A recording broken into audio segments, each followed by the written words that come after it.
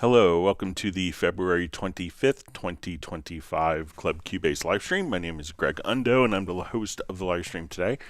If you have not attended a livestream before, how it works is you can submit questions in advance by sending an email to clubcubase@steinberg.de, or you can just simply ask your question in the live chat field.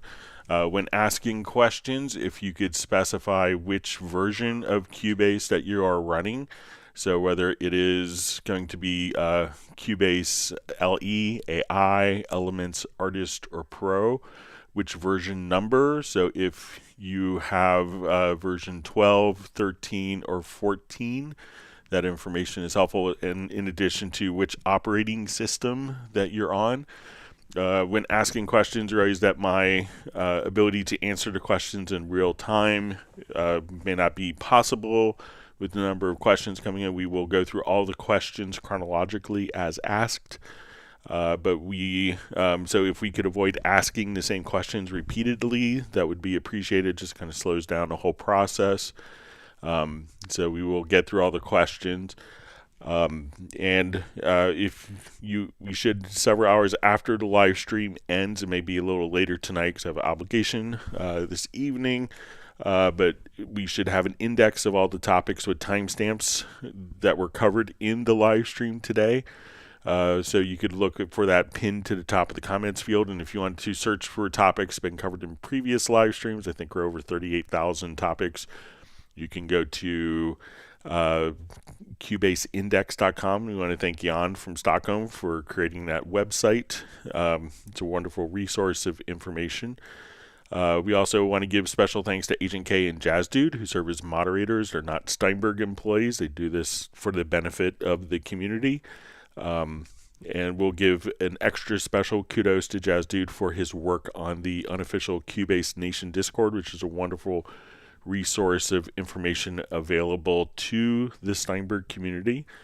So once again, my name is Greg Undo. I work for Yamaha Corporation of America. I primarily focus on Steinberg products, and I'm the host today. I'm presenting from just outside of in the United States, and just outside of Washington, D.C. area in Alexandria, Virginia. And if you're watching this live, please feel free to introduce yourself and tell us where you're from. All right, so the first question we have is from Ezra. It says, Greg, one question. Using buses on arrangement or using buses on mixing, which one is helpful? So I think that you'll find them to, be the same, but it's just where you may initiate the sequence. So if we wanted to come over here, let's say if I wanted to take like a number of drum tracks and send them to a group. So I'll come here, let's send these to a group or bus. The Steinberg terminology is group, so we'll come over here. Let's add, so we can say we're going to add a group track to the selected track. So this is added on our project window. And when we do that, I'll just undo that so we see all of our tracks here. So I'll take my selected tracks and right click, say add track, group track to selected tracks. So when I do this, we'll see that our group track is going to be added in the project window, and it's going to be added in the mix console as well. So it's really, in essence, the same thing. If I wanted to start it from the mix console and add a group channel to the selected channels there, so we could just say, okay, let's add. So I could start it from the mix console, and we do this. That's added in the mix console, and it's also added directly in the project window. So wherever you kind of instantiate it, it's looking at the same group, just in different spots, but they are correlated together. All right, so we see Michael Marshall checking in from Somerset, UK. We have Chibable from Lake Constance in South Germany. Sounds like a beautiful place. I actually Googled it real quick before the live stream started. So always wanted to go to that part of Germany. Haven't made it there. So thanks for joining the live stream. We see Stefan joining from Sweden. Wonderful to see Jazz Dude on. We have Patrick Becker checking in from Germany as well.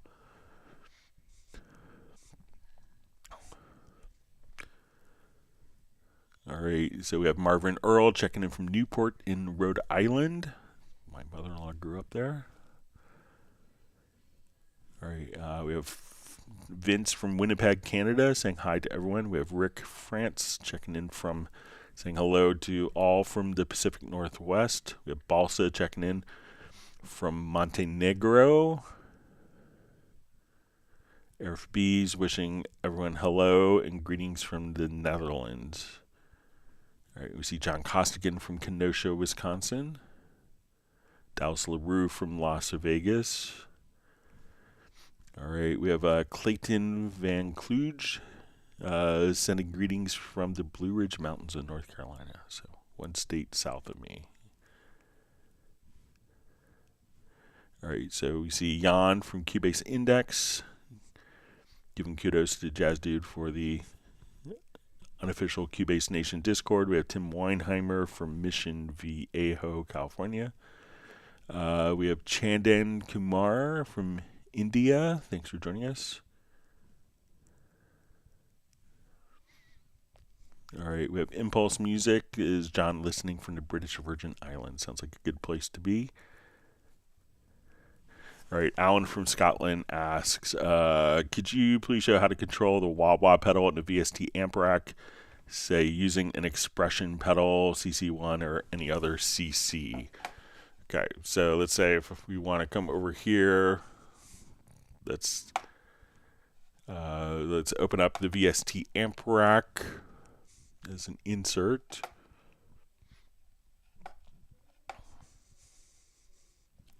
So we'll go under distortion.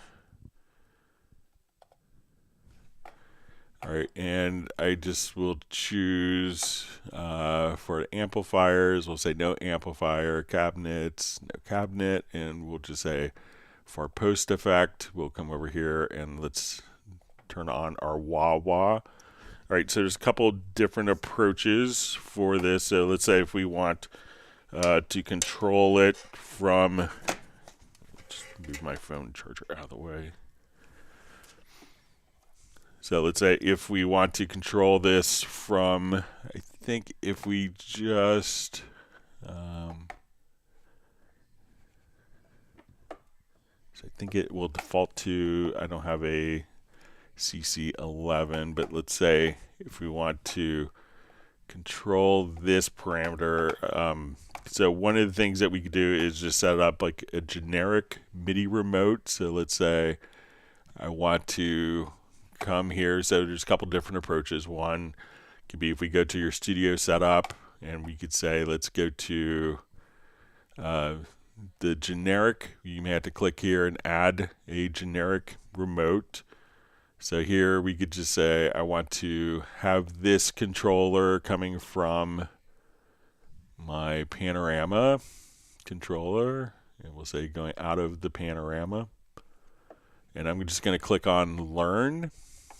So we'll just say, okay, I'm going to click on Learn, and when we do that, it's automatically figured out what MIDI message is coming in. And then we could just say, okay, I want to come here to my, let's go to, let's say the VST mixer, and let's go to, I think we're on the scratch guitar track, and let's come over here to our VST Amp Rack, and I think if we come over, we can see the wah-wah. Let's see if the wah-wah is...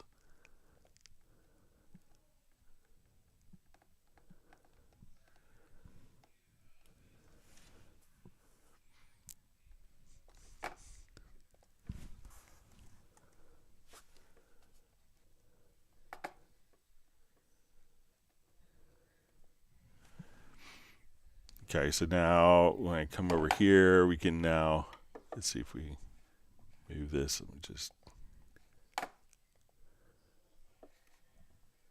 Okay, so we have the wah wah post effect. So now I could just, as we play, I'll just come over. So that's one method of doing it. Like if you quickly wanted to assign that, if you don't have like a MIDI remote. So let me just come over.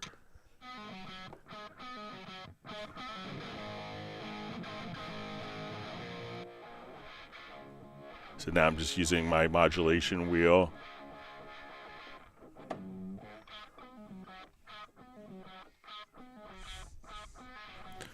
Now we could also, if we have a MIDI remote device, like I have my handy Chord Nano control here, we could just kind of come right over here. Let's see if we.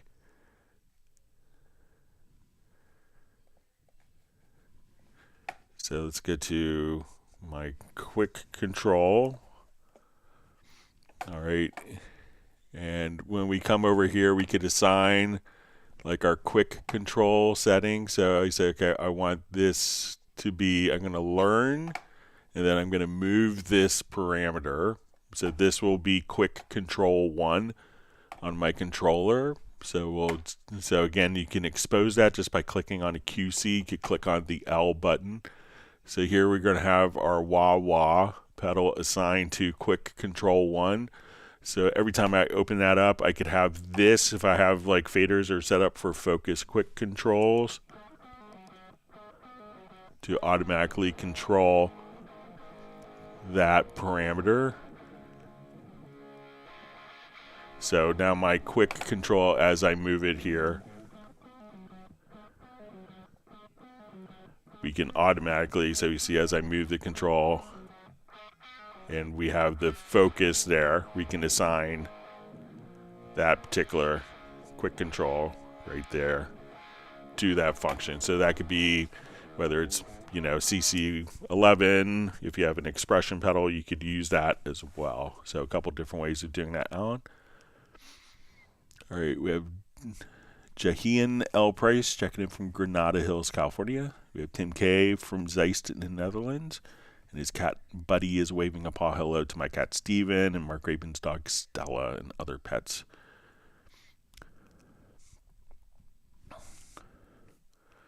Okay, so Clayton Von Kluge says, finally got a legit version of Cubase on iPad for iOS and started a nice song on it. I transferred a beat into Cubase from Koala Sampler. I was supposed to have Cubase with some musical gear I got, but I waited too long. But now, thanks to friends, I can get to grips with it and have some fun creating.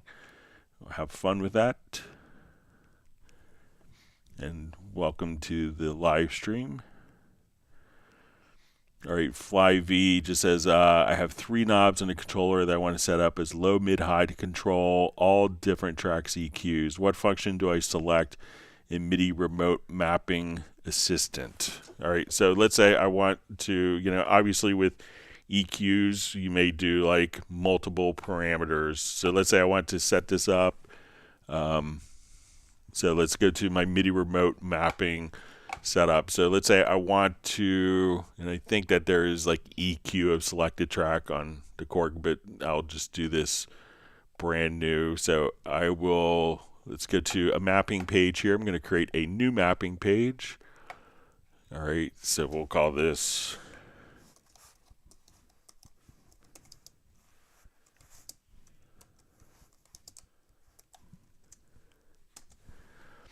okay. So now I'm going to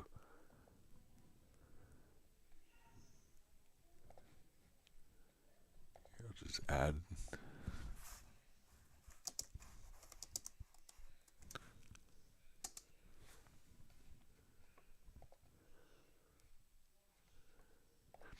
okay, so I'll just, here, this one has nothing on it, so I'll just, all right, so let's say I want to come over here to my mapping assistant. So let's say I want to take like my low, mids, highs of my EQ. So what we could do is come over here to selected track. So in our mapping assistant page, we'll choose selected track.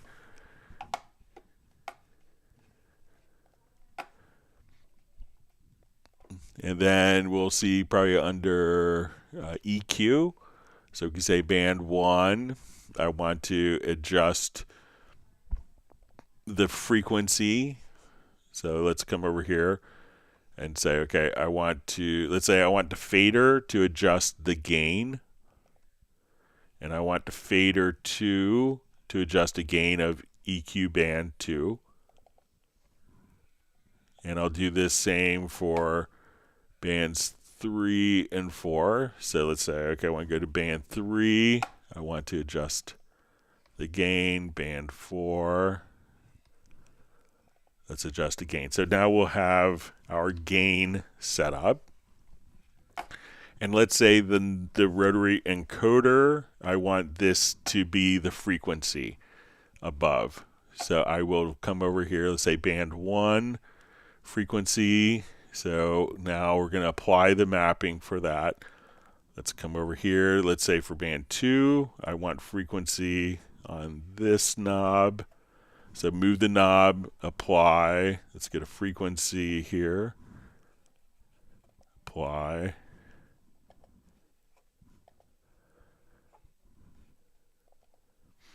Okay, and let's say I want to adjust, I want to turn on the EQ, maybe with the top knobs here. So I could just say, okay, I want to turn on or off the EQ with these buttons.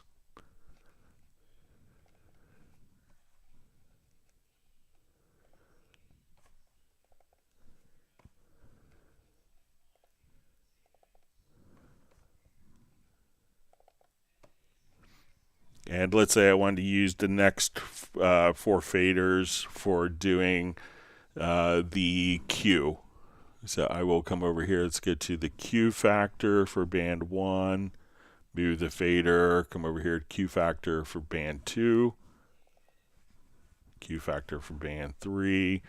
You could obviously make this simpler if you wanted to, but just with the built-in EQ. All right, so now I'll open up a channel.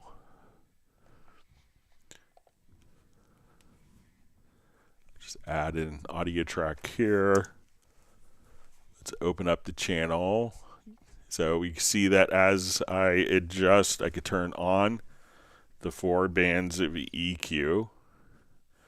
I could adjust the gain by moving the faders. Now let's say I want to adjust band 1. Let's say I go to band 2 and I want to adjust the Q, and I can move the knob to set the frequency, and now I could adjust the gain with the fader, and I could adjust the Q here, so I could just kind of dial in the frequency of that particular EQ just like that. So, and now when I go to a different channel, since I had originally set this up for the selected channel, when I come up here, I don't have to remap anything. I could turn on my bands of EQ, adjust, and come over here, change my frequencies as I see fit, and then use the 2 faders together to adjust gain as well as my Q. So if we want that to be wide or narrow and be able to adjust the frequency, we could just come right over here and be able to tweak those different aspects using the generic MIDI remote. So you could treat it very simply, or you could control everything. Like if you wanted to now come over and have this band automatically, I think we could even go into our mapping assistant, and if we wanted to have another button that flipped the frequencies. So if I come over, let's say if we now go to the selected track to the EQ,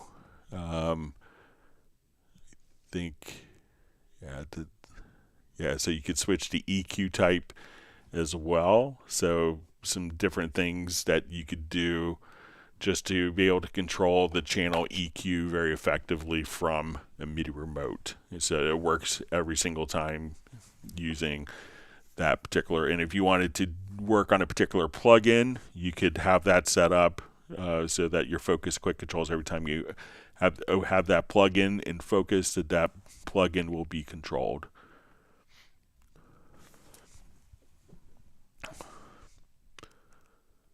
Okay.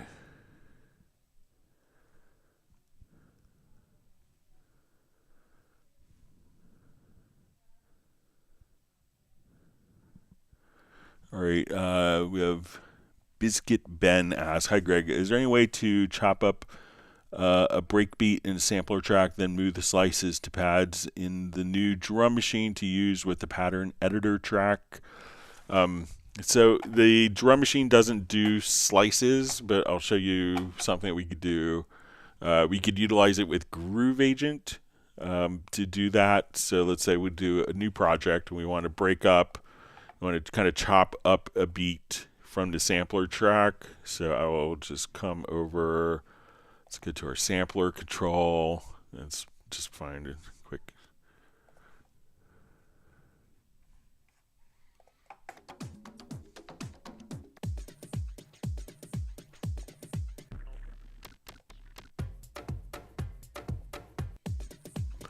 All right, so if I drag this loop over, what we could do is slice the loop, and here we could adjust, so we could slice our loop like this. We see these three little arrows, and what we could do is transfer it to Groove Agent SE. And now so each of these slices is automatically mapped.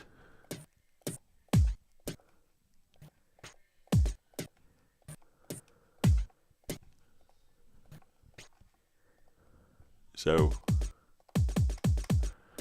now what we could do is just come over here. So let's say we started mapping at C3.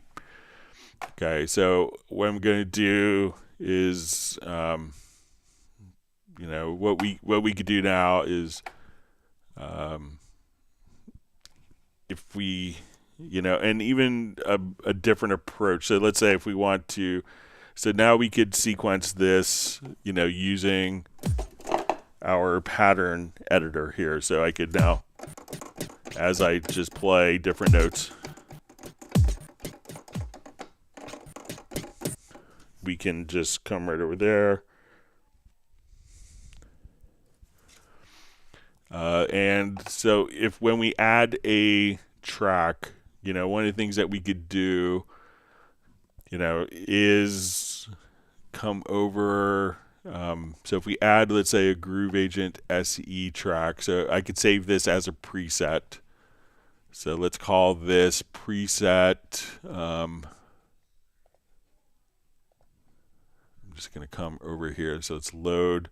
We're going to save a preset. We'll call it. So if you wanted to do this and then in conjunction with the pattern editor,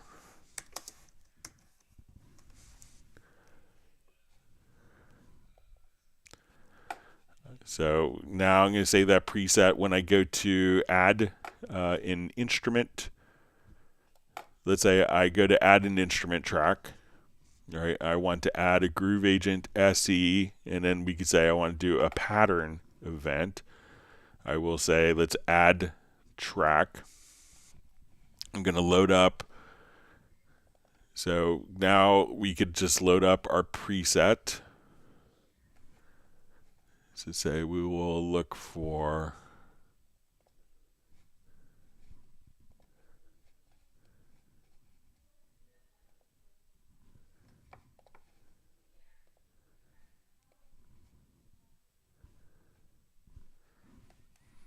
okay.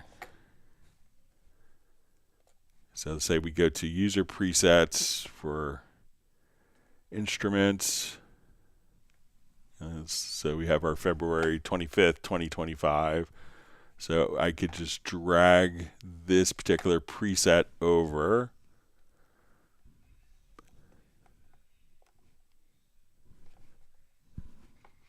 So now when we go into our editor, so you may have to create a part on the project window, but now we could just add additional notes here.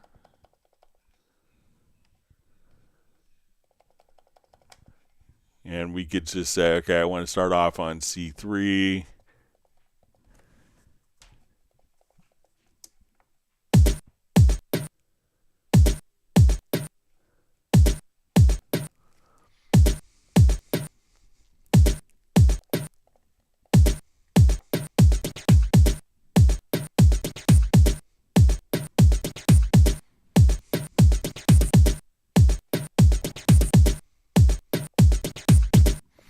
So now we're using the pattern editor directly in conjunction with Groove Agent. So as you want to immediately work with that, you could just simply, so while it doesn't go into the drum machine because the drum machine doesn't do slices, Groove Agent does.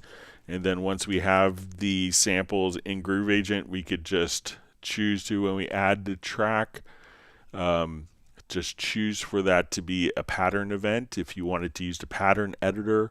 And then, because it's not intrinsically linked, the pattern editor isn't intrinsically linked to the drum machine, but they often work hand in hand with each other. But any VST instrument could be utilized with the pattern editor. So let me know if that's helpful for you.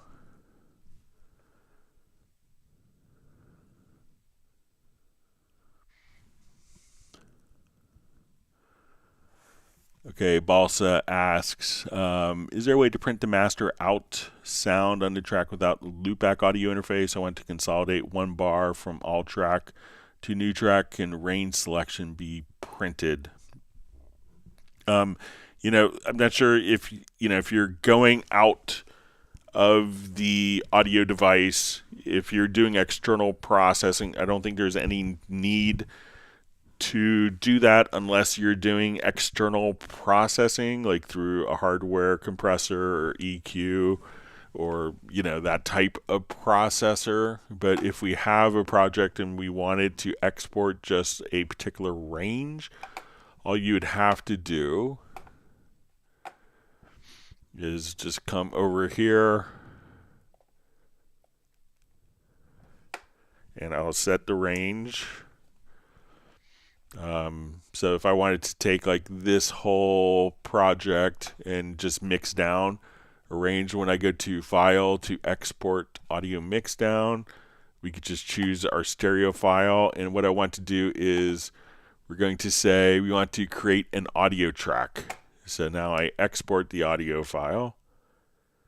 And now it's exported, and we could see that the exported file would just show up directly inside of the actual project there. So let me know if that makes sense. So, if you want to just set your left and right, because once you're kind of going out of Cubase, unless it's kind of set up as an external processor, if you needed to do external processing, you could configure it as an external effect. So if we go to your audio connections, we could do an external effect and put that on the master bus. But if it's just kind of re-rendering, just set the left and right locators and do your file to export audio mix down. And there we could just choose to create an audio track, and then it'll automatically get rendered directly back into the track with sample accuracy.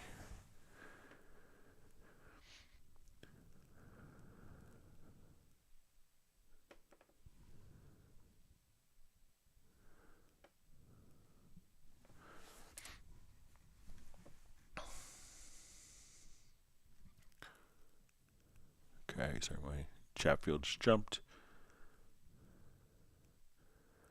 All right, so we have Hugo Cardon asks, what about the Cubase 14 version? CHEP has all effects in a sampler similar to like the real emulator 2. I mean, I can play the sampler of Cubase 14 like a synthesizer. So, there's, you're going to have like different filters that you could do. So let's say if I want to take,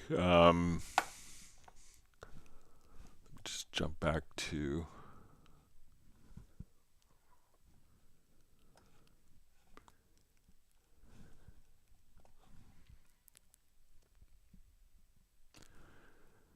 so let's say if I want to come over,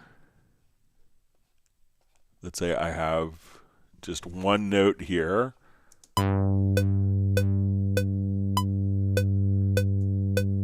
All right, so let's say I have that going out to a virtual instrument, and what's kind of cool about Sampler Track is I can now just drop that MIDI part in, and now I could play the sampler track.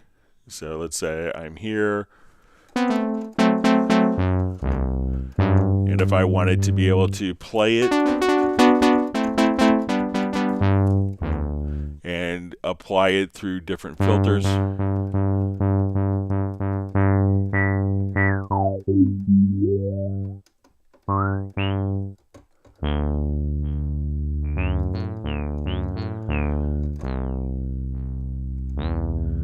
and you'll have different filter types. So let's say, all these different types of filters. So we can come over here, and we could also control different envelopes if we wanted to. So let's say, okay, I wanted to come over here to the amplifier. Let's come over to our envelopes, and we could choose to just come over here and say, okay, let's just kind of draw in different envelopes. So if I want to adjust my volume,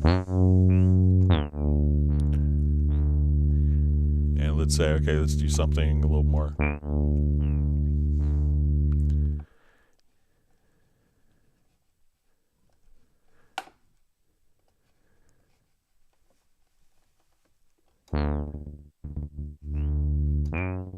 And let's say we want to do kind of same with filters.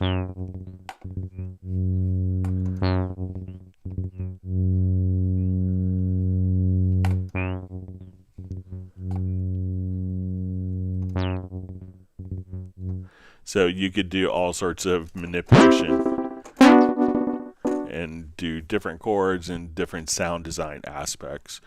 So it's not designed to be an emulator 2 filter, but there's lots, probably more filter options with the sampler track as well.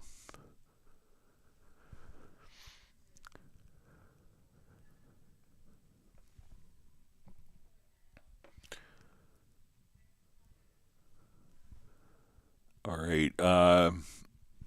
So we have Stephen Kane asks, hi there, Cubase 14 Pro came over in the last year from Logic, so maybe a stupid question. While working in the key editor, is there a way to have the playhead always be in front of the MIDI note? All right, so let's say if I wanted to take, let's say we have this. So there is a way, if we just kind of set our follow to come over here to have a stationary cursor. So you see in this area, we could have it just choose where to do page scrolling. So when it gets to the end of the page, it will redraw. But if we wanted to always be in front of the note position, we would just choose our stationary cursor here. And if I wanted to have different settings, I could have this be independent. So let's say I want this when we come over here. Let me just adjust my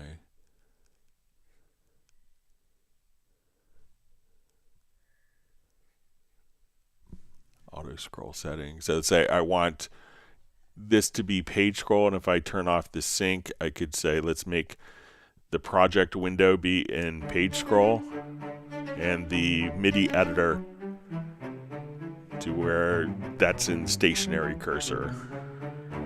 So that way we could do those two functions independently.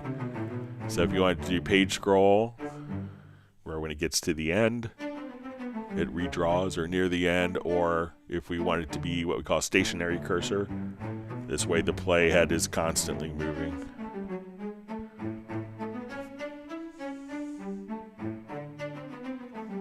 So let me know if that's helpful for you. And thanks for joining the live stream.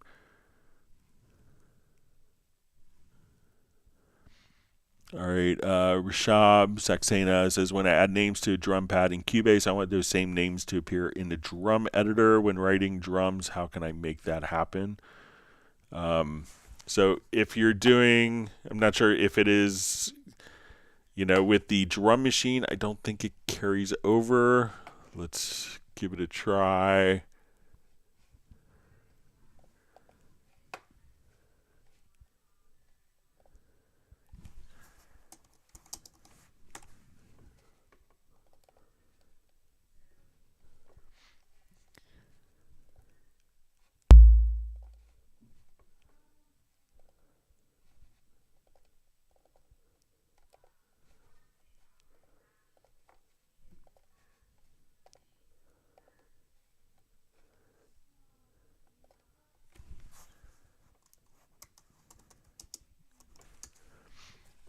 Okay, so let's see if I know with Groove Agent, what we could do is come over. So we named this Hey Ho, Kick One, and Snare Me. So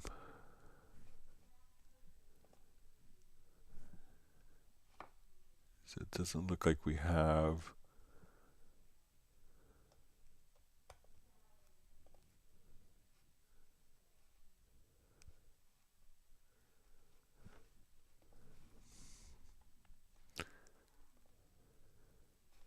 And let's take a look at, when we go to the editor, so we can see that these will automatically be carried over the names.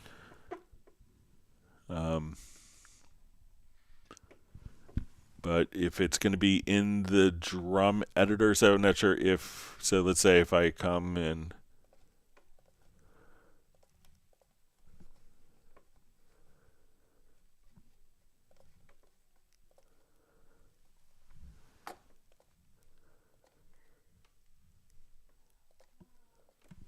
so say if we have,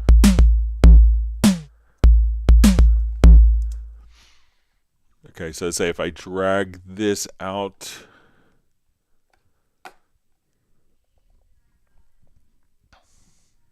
and let's convert it into MIDI part.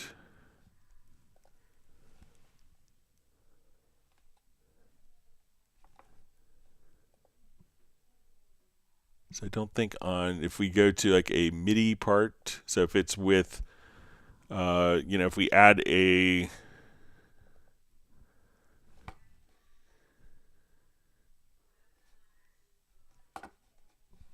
let me just select the track here. So when we have a drum, like a Groove Agent track, and we have a preset loaded here,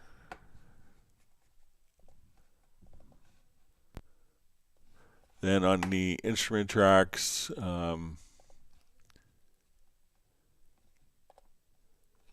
see if we go to the routing, yeah, so on instrument tracks, we can come over here and create the drum map from the instrument. But when we're doing if you're doing a drum machine here, so let's say if we are here, the names are automatically carried over into the pattern editor. So if we wanted to come, let's say to our drum machine part, so the names are carried over here, and if you're utilizing Groove Agent, you can automatically, under the routing tab, choose to extract the names, but it doesn't seem like the names are extracted in the drum editor, because I think most people are using the drum machine in conjunction with the pattern editor, so that will automatically carry over, but the pattern editor doesn't seem to translate to drums. Just so we can see under the routing section here, we have more options for being able to do the drum map setup, but not on the drum machines. And there's some aspects of the drum machine, that are with different layers and like how parts will play back. That's a little different than other traditional linear MIDI events. So that could be some of the reasoning behind the decision.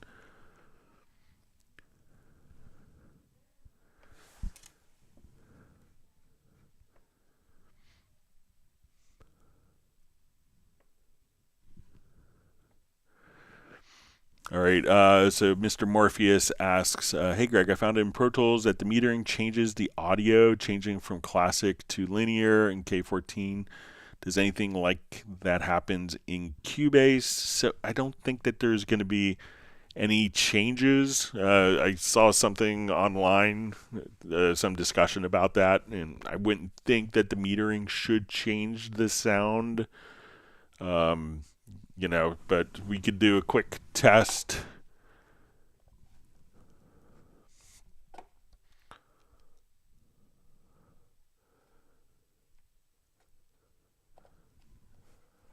So I'll come over here. Let's do a quick test.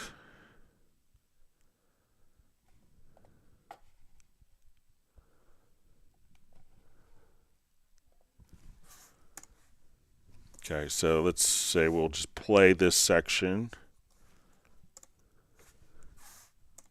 Now you're asking Beatles or Stones. Something about that just sounds so wrong. What is All right, so I'm going to set my metering here to digital scale. And let's export our audio mix down. We will do our stereo out. We will place it in, we'll create an audio track. We'll call this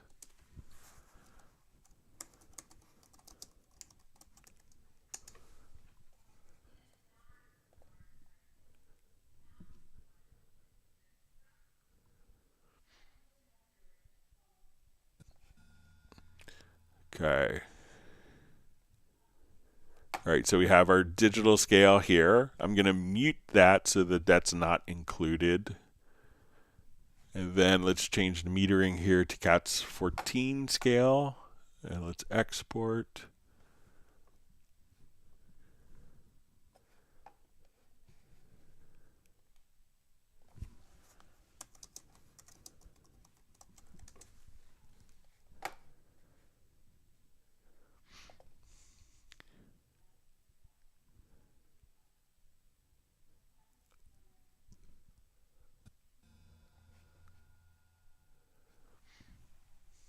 Okay, so have our digital scale, and so I'm going to go ahead and solo these two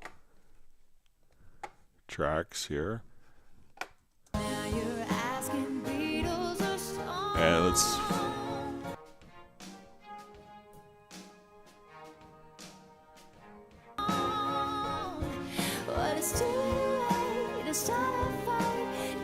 And let's take a look and see if we do. We have some analog plugins which may cause differences. But yeah, I don't think you're going to hear, if we kind of go back and forth between them.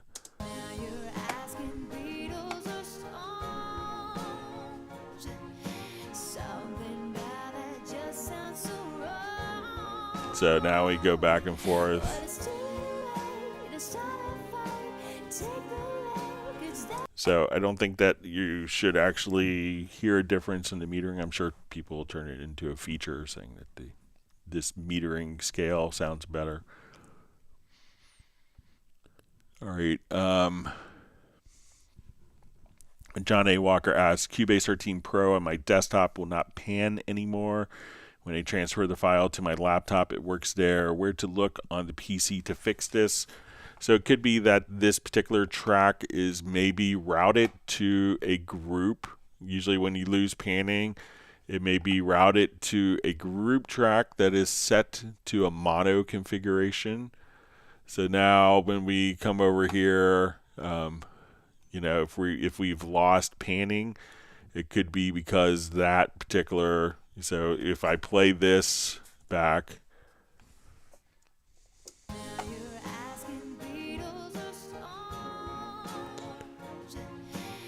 So, but if it's routed to a stereo group, so check to make sure that when you added groups, that the actual group is going to be in stereo.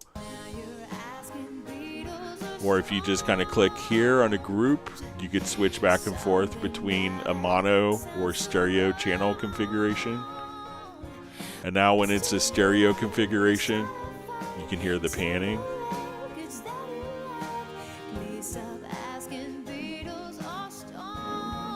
But if that's set to mono, then you're not going to hear.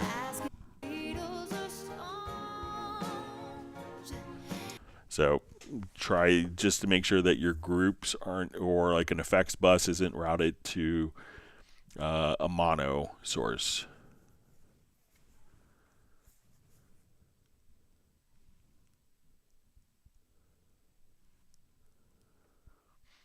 All right.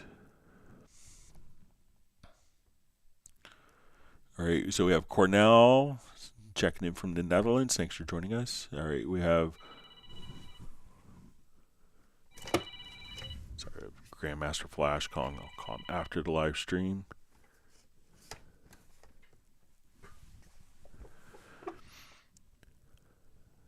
All right, Jorge asks, just saying hello to everyone from Montevideo in Uruguay. Thanks for joining us.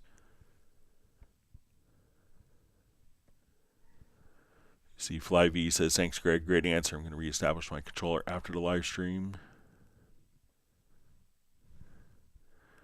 So Barn Door Recording says, Greg, do MIDI remote scripts?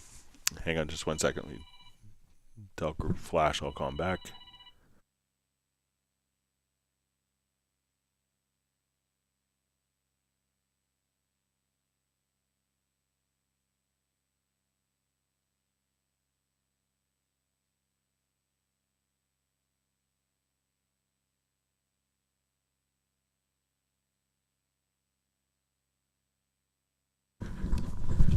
Grandmaster Flash says hello.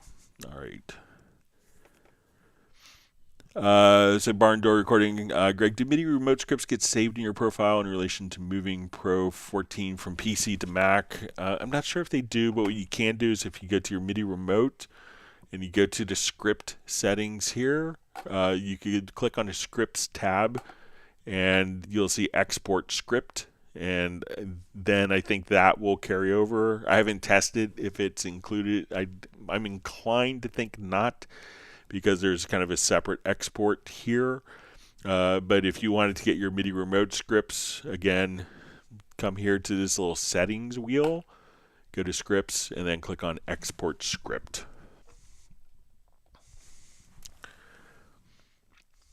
And great to see you on, Lawrence. All right, Nick is saying hi to everybody and is hoping that everyone is keeping well. All right, Uno Memento from Finland wants people to, he's on the road, but he's whacked the like button.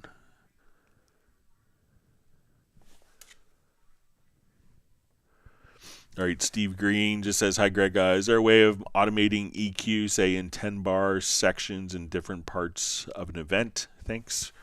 All right, so let's say we want to do like this whole part and we want to automate EQ. So, we could do it a couple different ways. So let's say I have an EQ set up on this particular track. So let's say I come over here and I want to, let's make it the Q a little narrower, and I just want this to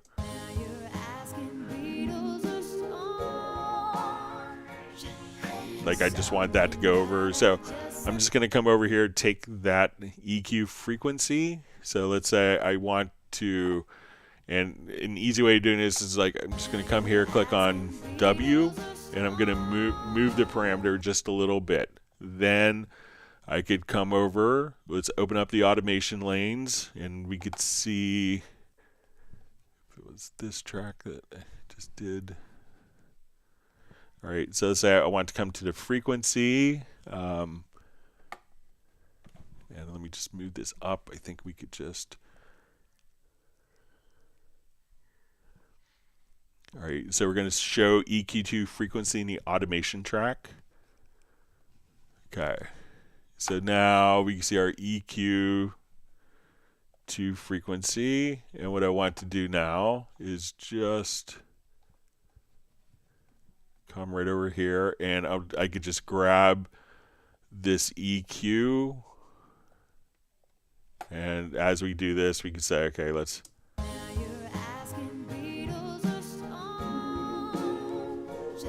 And this way you have kind of a straight linear.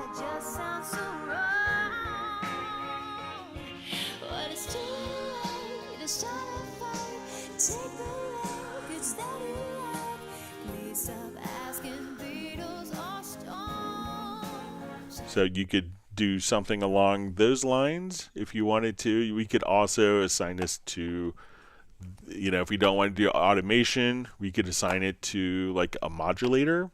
So let's come over here and just say, okay, I want to take this parameter and let's get to modulators. Let's add a modulator.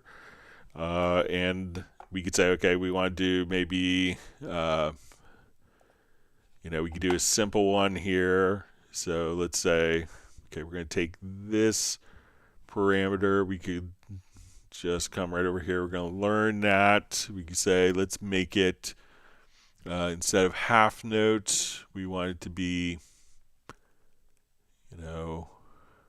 12 bars. So now what we could do, I will erase all of this automation. So I'll just select all of the events here on this lane. I'll just kind of blow it out.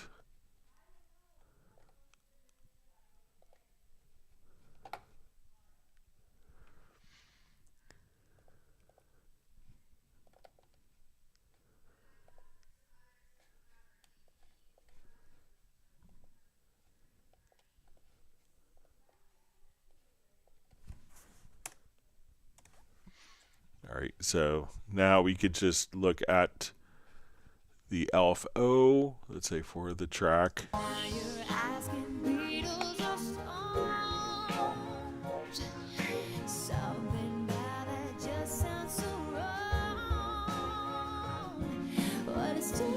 And we can see how this is slowly modulating up.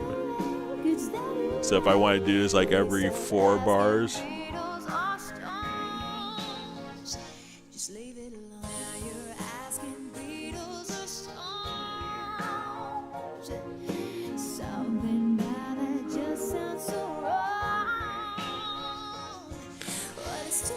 so this way we could just have modulators do it, and you could set the number of bars. And if we wanted to only like go in one direction,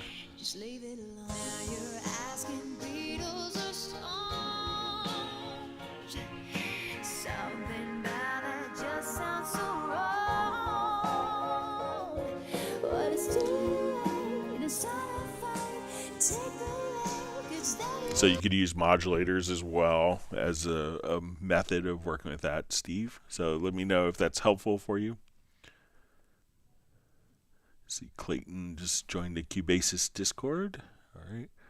We have Sabatino Studios, probably Vinny checking in from Orlando, Florida. Thanks for joining us today. We have Razel Zamini checking in from Denmark. All right.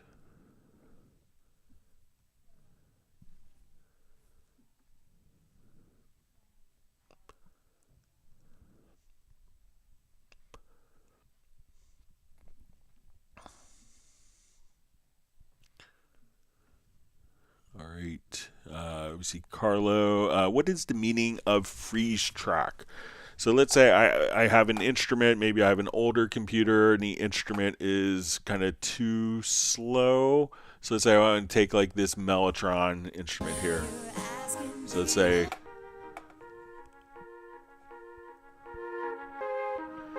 this instrument is taking a lot of my audio processing power on my system.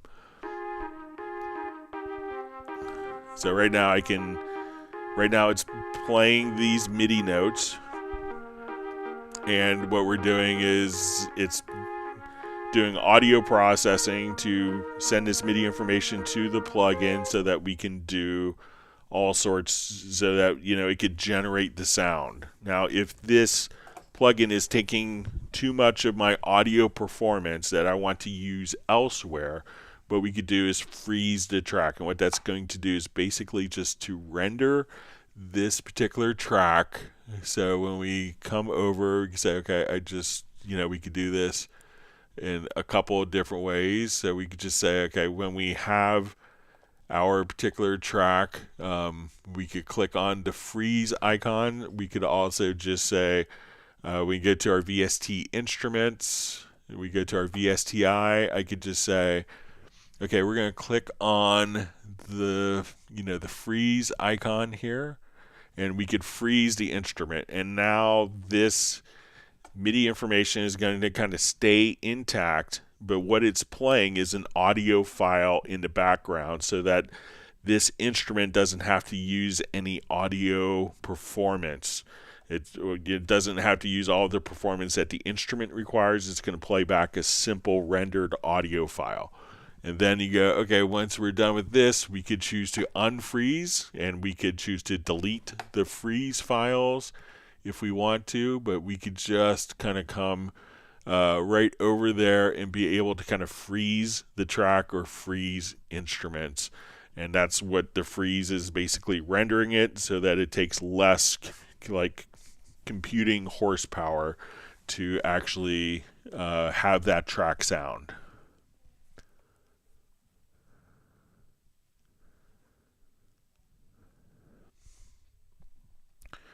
All right, we see Reg Edit. How do you record the group tracks, please, Greg? Okay, so let's say I want to set up my drums to record. Let's say in this project here, let me just... So I want to record my drums. So I will come over in my drum group. So I'll revert this to our original. So I'm going to assign all my drums to a group. So we'll say, okay, first we need to have a group. So I'm going to add a group track to the selected. We'll make it stereo. So we'll call this our drum bus. Now, when we do this, there's actually no content on the drum bus. But as we play our drums are routed directly through this, so we could do EQs on all of my drums. Now, if I wanted to record the output of the group, all I would need to do is just simply come here. Let's add a audio track. We'll say its audio input is going to be coming from a bus, and we'll say it's coming from a group. We'll say our drum bus. We'll hit add track. We'll record enable. And as we play, now all the audio that's being routed to the bus is now going to be recorded directly as an audio file. So basically we would just set the input of the drum track to the bus and just hit record. Now if I wanted something that was faster than real time, I could select all the events, hit the letter P, which would set the left and right locators, and then I could just say let's export. So we could say we want to export audio mix down, and we could say, okay, I want to do we could say like a multi-export, or we could do single. So let's say I want to go to my group tracks. I want to create an audio track. We call this drum bus. And now we say export audio. So everything that's routed to the drums, and this will be placed at the bottom. So this is all of my drums that are rendered and automatically kind of put in place. So you can record it in real time or render it much faster than real time if you want to. So let me know if that's helpful for you.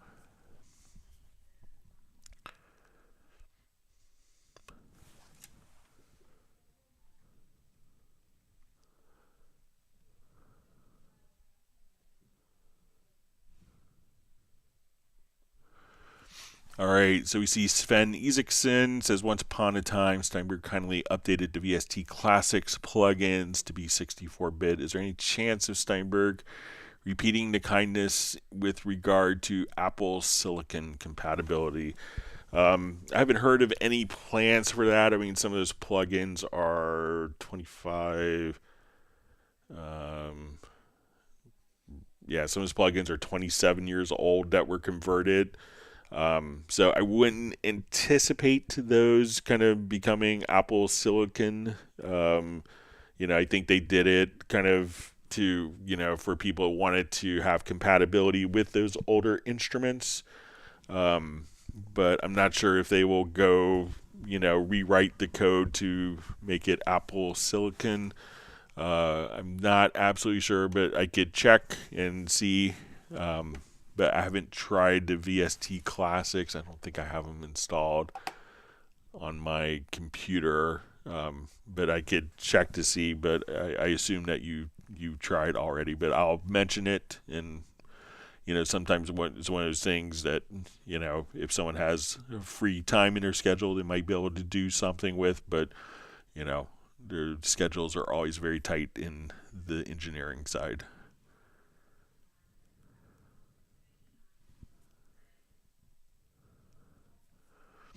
All right, Quellin says, hello, Greg. Example, if I want to load a trumpet, but I don't want to open up different third-party plugins and search into these different VSTs, how can I search through Cubase inside all my installed VSTs? So Steinberg does make a VST3 preset format. Not a lot of third parties support it. But if those parties went to Media Bay, what you could do if they had the VST3 preset support, and it's really up to your third-party plugin companies, and if they support that or not. Again, a lot of them don't. Then you could just say, okay, I'm looking for plugin preset. With trumpet. So you could now come over here and say, okay, on my entire drive, you could search for plugin presets, on, let's say factory content. So you could just kind of come over here and search for, different, files here. So you could do it easily with, so you can say, okay, here's our, solo trumpet, presets, or I want to look for bass. We could just come right over here and look for everything, but a lot of third-party companies don't do that. Some people may have gone through and just saved all of the presets from different instruments as VST3 presets, because this enables you to kind of database it and search for it within Steinberg. So if you see those elements, but again, it's the third-party plugins. There is a part of the VST3 specification, a preset mechanism, a preset structure. Not a lot of them choose to utilize it, and because they don't, that's why it's hard to search globally, because a lot of companies have proprietary systems.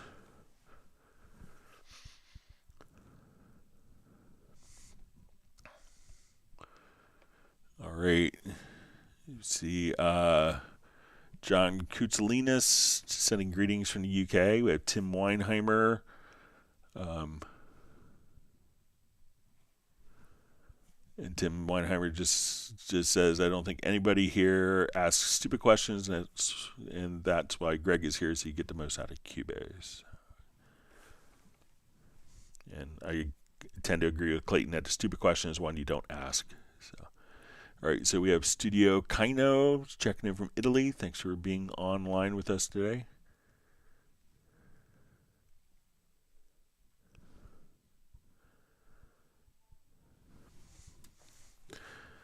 All right, so we see 808 King. Hi, Greg. When rendering with insert effects, is it better to render from MIDI or audio just to keep in phase or better quality? Thanks. So I don't think there's going to be any difference in, rendering a VST instrument to audio and then rendering the effects on it. So it's the same data that's going to be treated. So you might as well save hard drive space and just, potential confusion with having one audio file rendered without inserts, one rendered with inserts. So I don't think that there's any need to do that unless you are really running out of your audio performance on your system.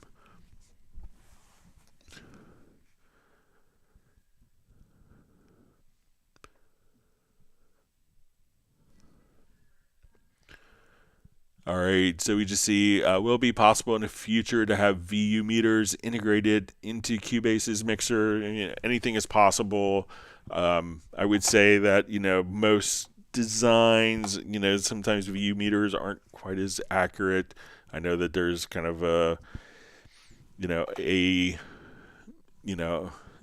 kind of nostalgia aspect to the VU meters, but let's say if we're doing this, but it's pretty easy also. If you come over here, let's just say if we have our supervision, we'll just do a new instance of supervision, and if you wanted to quickly see the levels across multiple, if you want to see everything, if we get to your signal, you could just see kind of your VU meter here. So having this in this amount of space probably wouldn't be like that totally useful, I would think.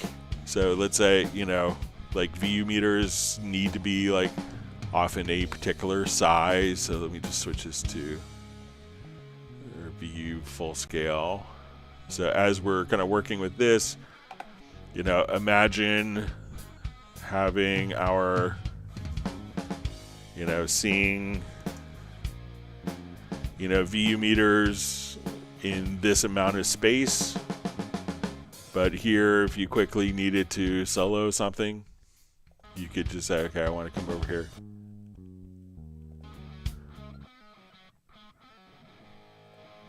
You could solo and still see everything in kind of like your master VU meter if you wanted to, or you could instantiate a so if I wanted to come over here, let's say I wanted to take an insert, I want to take all the tracks in my project. So let's say I want to take all my tracks in the project, and I wanted to put a supervision on each one. And let's switch this instance. So I'm going to put it on. As I do this, let me undo that, and I'm going to enable Q-Link. So I'm going to take all my tracks, we're going to put supervision on, and we're going to put that on all of the tracks. And now let's switch this to show you the VU meter.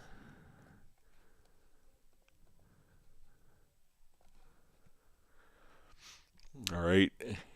And now what we could do is, let's say I go to my MIDI remote. So every time that we have a track, we could just open it up and see. Let's see if we could switch this all to.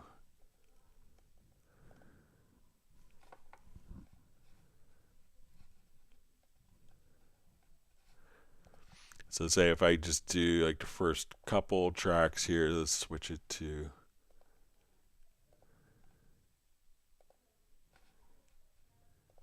I'll save this as a preset. Maybe we could.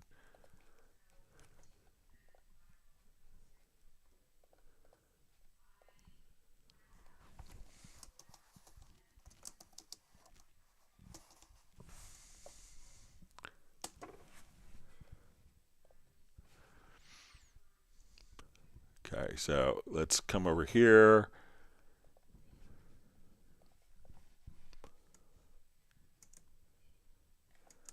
Select all these.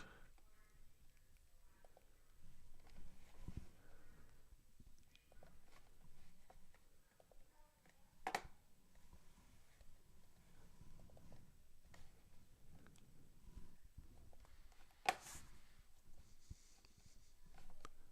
right, we'll take out a quick link mode and see if this is. All right. So, but now what you could do, I'll just manually switch these quickly.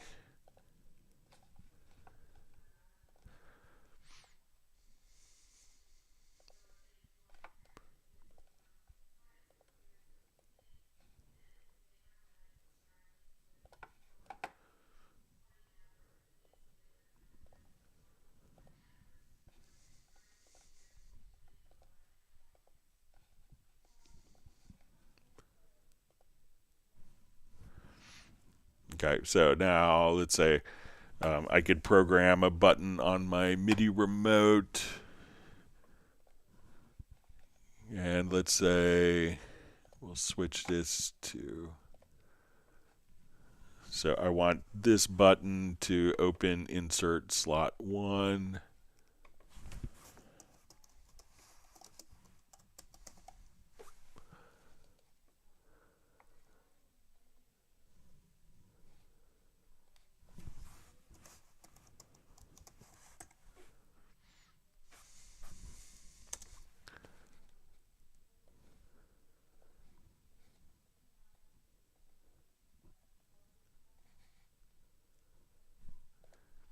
Okay, so we'll see open, close editor for slot 1. So I'm going to assign that. All right, so now, like while I'm playing, I could just kind of pop over here and say, okay, I have this track. I want to see the VU meter for that channel, VU meter for this channel. So if I'm here, I could just switch that to be my VU meter. So while you may not see it on every single mixer channel, you can have it so that when you hit a button that the VU meter just will pop up on that selected channel if you wanted to see it. But I think after a certain while when you scale that the VU meter may be so small that it's not really like as usable as people might think.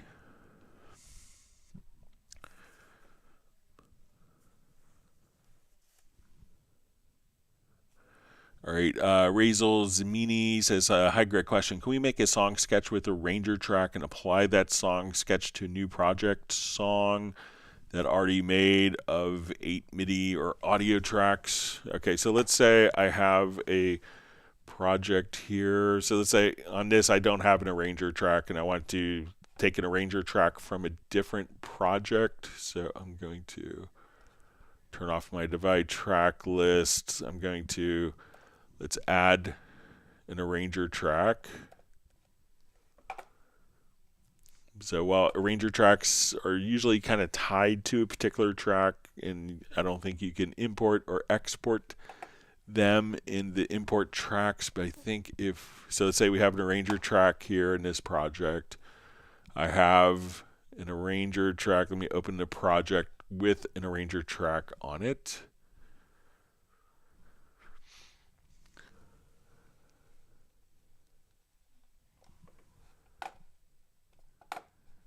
Okay, so I could come over here. So let's say I don't have so I want to take these arranger events, and then I think I could actually just drag them over. So now the arranger events from one project can be copied straight over to a different project. So you can't import and export, but if you have the arranger tracks in a different project, you can just come over here and drag and drop those events from one project to another and still kind of maintain your defined regions of your song. So let me know if that's helpful for you.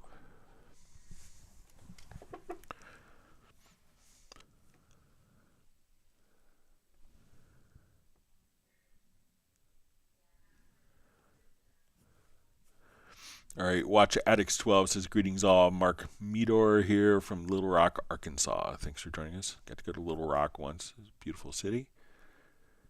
He says, trying to help a friend who has Cubase 13 Pro. He's trying to open Cubase 8. Same iMac, same audio interface. It won't open. So So if you're trying to open Cubase 8 on a contemporary Mac that's running Cubase 13 Pro, so Cubase 8, that was, probably 10 years ago when it was out, if memory serves. I think Cubase 8 came out when my son was like 1 or 2, so yeah, so it was probably 10 years. So Cubase 8 may not open depending on the operating system, but you can open up the project still, and some of those plugins that are on that. So Windows is much better at being able to, I think you could still open up Wavelab version 1 for PC that was out in Windows 3.1, that you could still open that in Windows 11, but the Mac OS isn't as forgiving for earlier versions and backwards compatibility.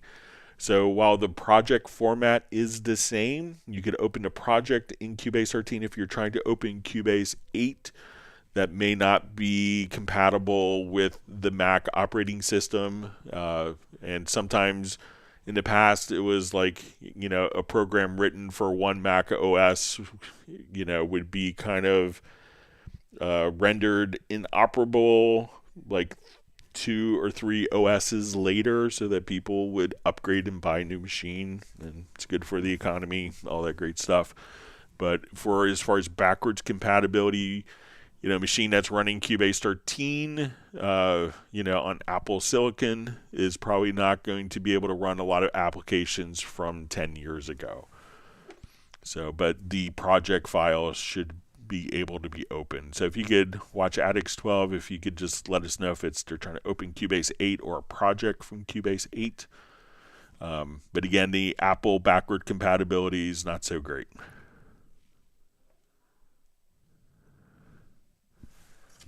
This Jazz Dude sending greetings back to Grandmaster Flash.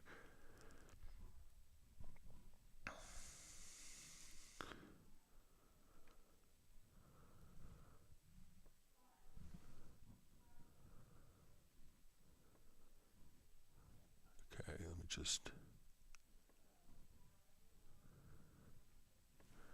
my chat field jumped.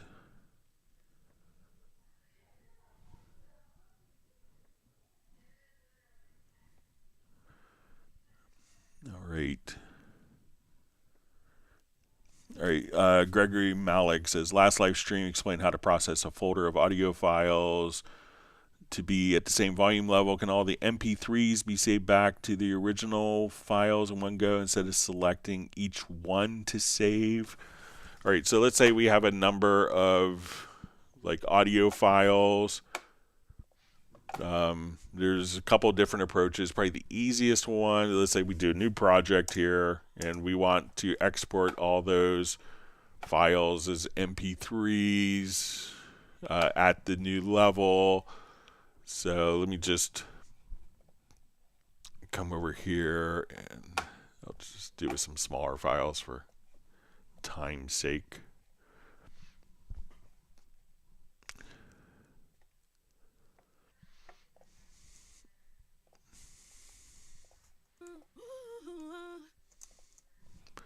All right, so let's say we have all these files on one track. I'll just put some space between them. So let's come over here. All right, so let's say now we've kind of rendered all these files, and kind of the question was, if we come over, let's adjust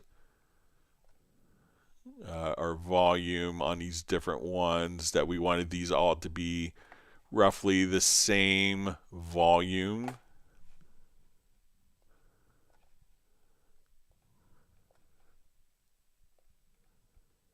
All right, so what we could do is come over here, and we talked about last time that we could come over to our audio and go to processes. So I have all these sections, and we'll say normalize, and we'll make it -6 dB.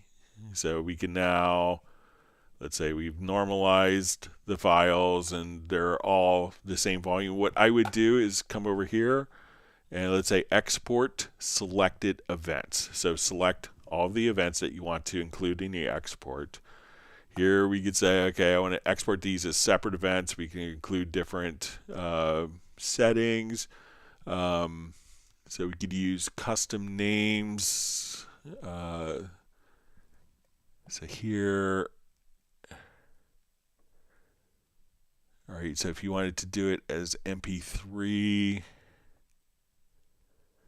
all right, let me just reread that.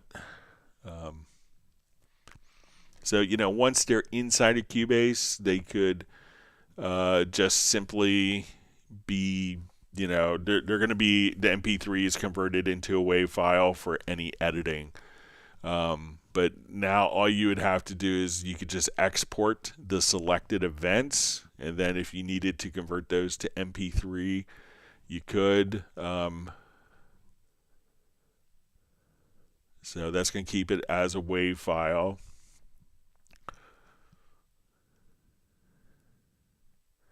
So when we look at that folder, I think we just put on desktop and bass compression here, so we can see all of the files. That will keep it as a WAV file. If we wanted to maintain it as an MP3, we could, I'll just make a quick macro here, and we could put cycle markers around these particular events. So let's see if we could make a macro here. So I want to, so that we could make a cycle marker around each event here to simplify the process. So let's say we want to hit, we'll do a new macro.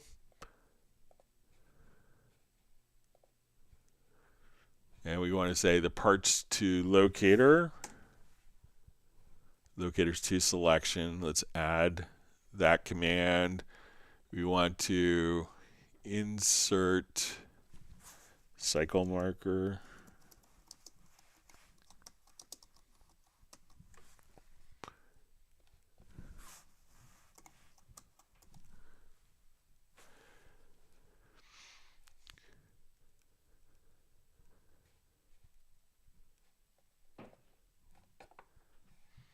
Okay, so I'm going to add that command, and let's try just,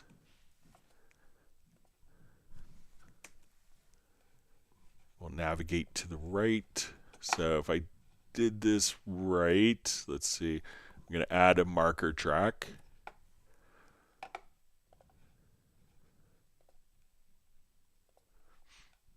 Okay, so I'm going to select this, and then we could run this particular macro, and that's going to automatically add a cycle marker to each of the events.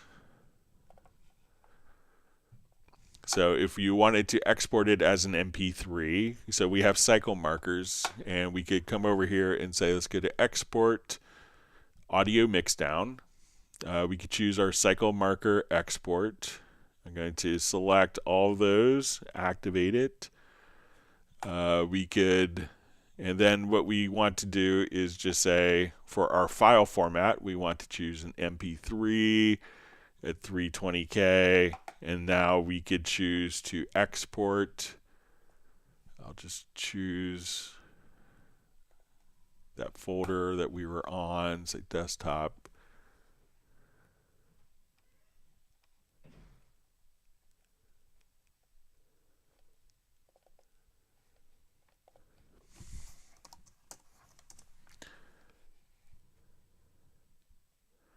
And if we had name sort of markers, we could automatically do that, but now we could just say save, and we'll say export audio mixdown.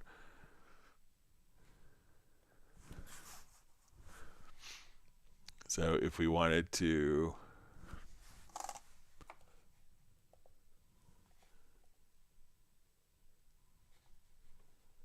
all right, so just add a naming scheme, and let's just add a channel a counter.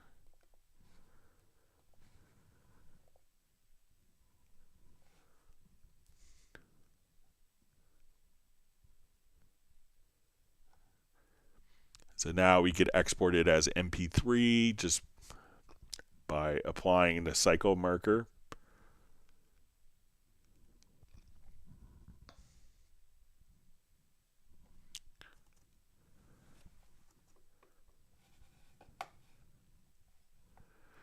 So we go back to that folder.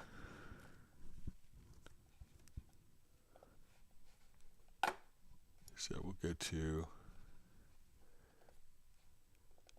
and now our MP3s, and now we have all of the MP3s. We can maintain the original file name if we wanted to as well. So again, we could just select these if we want to kind of simplify the process. If you have like thousands or hundreds, you could just hold down the key command to trigger the macro. But if we go to your key commands here, so you can say transport locators to selection, we'll say add cycle marker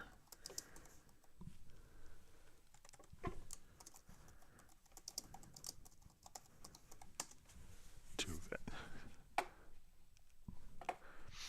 So we could use that and come over here. Then if you wanted to maintain it as an MP3, if that's important, just do your export audio mix down. You want to select the cycle markers, select them all here, and then export.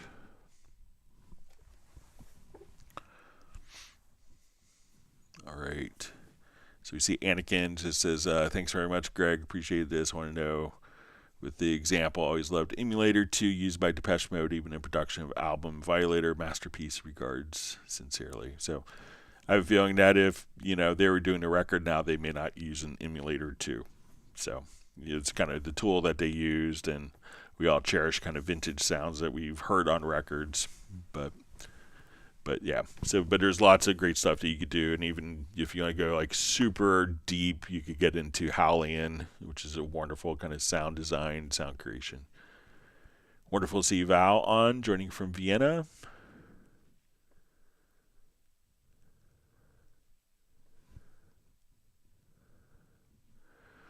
All right, 235 Studios. Hi, Greg. Is there a way to force Cubase to save the zoom level of the main sequencer window per project?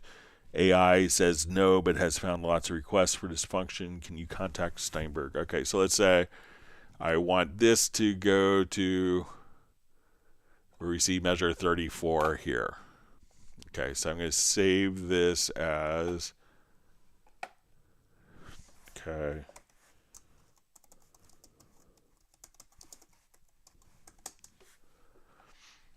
Okay, so we have that. So let's see if we open up our recent project. So here we can see, so we saw basically 34 measures. Here we see 194 measures. So let's open up our zoom level test and see if the zoom is preserved. So doesn't look like it is.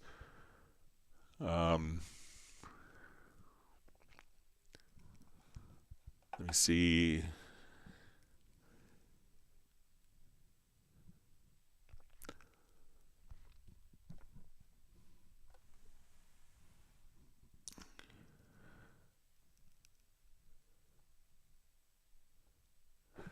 So it looks like, you could do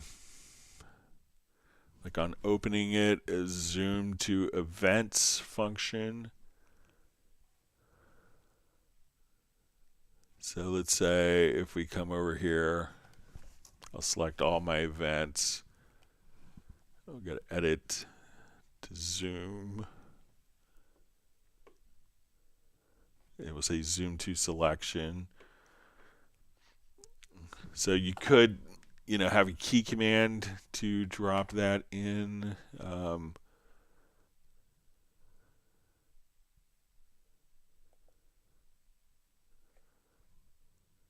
But I think that the zoom is kind of global. But let me just see if again I come over here. We'll save this.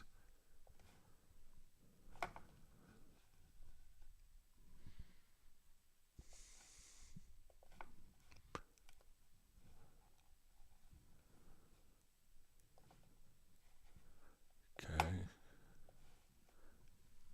So here we're seeing 181 tracks.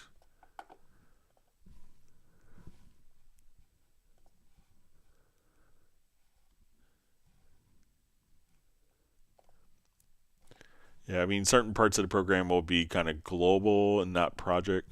Now it's kind of saved that setting. So maybe once we set a zoom function that it looks like this was automatically preserved. Let me close it and see if it opens up.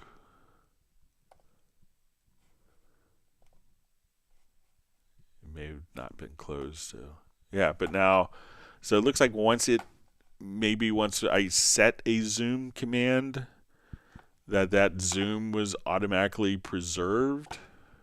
So let me just try it on a different project here.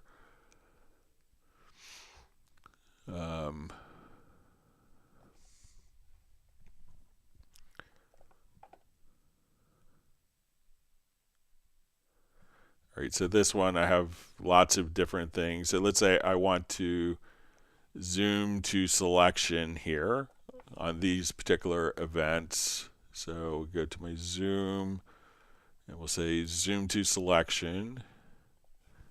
And now let's save. We're going to close this.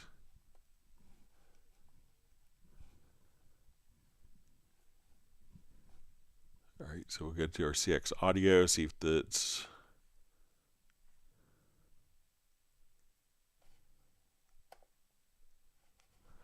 So it looks like the same zoom settings are preserved. So maybe once you do a zoom to selection and then save it, once you've done a zoom command, that it might be preserved that way.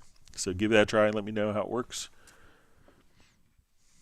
All right, so we have Raw Justice Hip Hop from Capitol Heights, Maryland. So just across the river from me. Thanks for joining.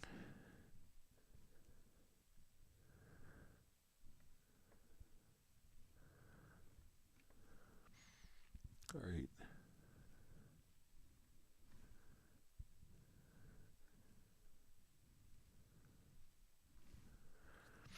All right, so 808 King says, are there phase issues when using buses when going last to the mix bus? Also, is it okay to render the whole song with buffer at 2040? Thank you. So, yeah, there's no issues, no phase issues when using buses going to the last mix bus. Everything is properly delay compensated for. Steinberg was the first company to actually offer that, so it was pretty much a very revelatory thing that, because people wouldn't use buses and processing on buses and other programs because it was always out of phase. And the second question, is it okay to render the whole song with a buffer at 2040? Yeah, probably 2048. So yes, it's no problem. And often having a higher buffer when you render the file can make it go a little bit faster. So but no sound quality difference.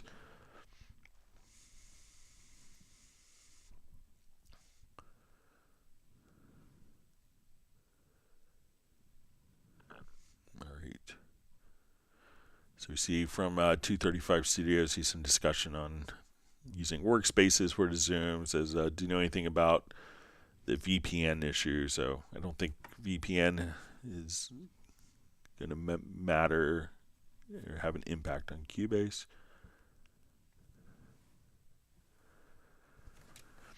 All right, we have Mehul Raval, just says I'm a singer-songwriter. He has 3 questions. All right, so hopefully it'll be coming in. All right, Drop Gun Sample says, hello, Greg. Thanks for all your streams. Cubase equals one love with a big heart. Thank you.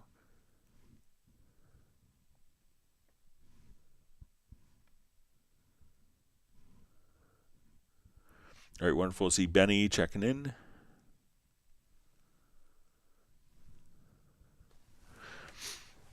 Mayhole asks, how does working at 96 kilohertz impact the clarity and depth of sound compared to 44.1 kilohertz or 48 kilohertz?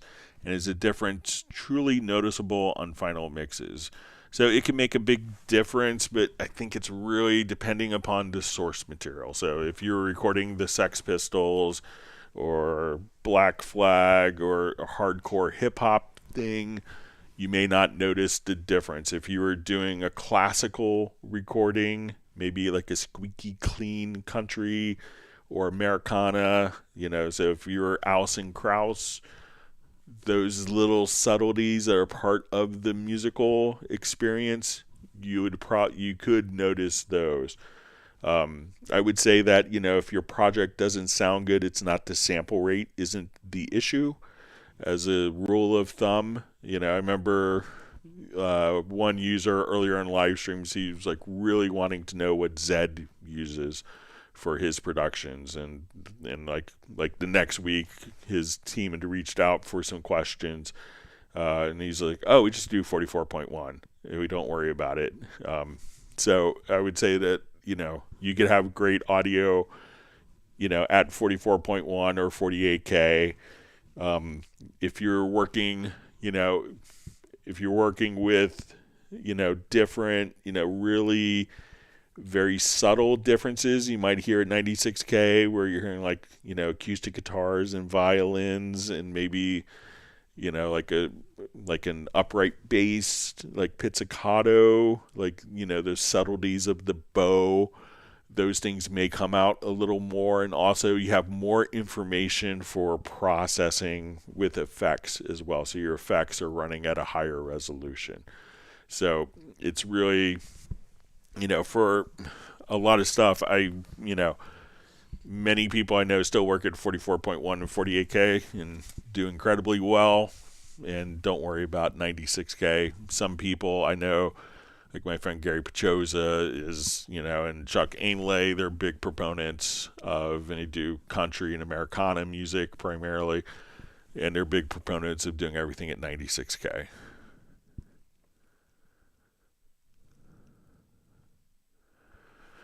Okay, next question is, what are the common causes of performance lag in Cubase when working with higher sample rates, and what optimizations can improve workflow without sacrificing quality? So 25 years ago, it was a big deal with the processors on computers at that time, 30 years ago, going from 48K to 96K, because you had to process twice as much information.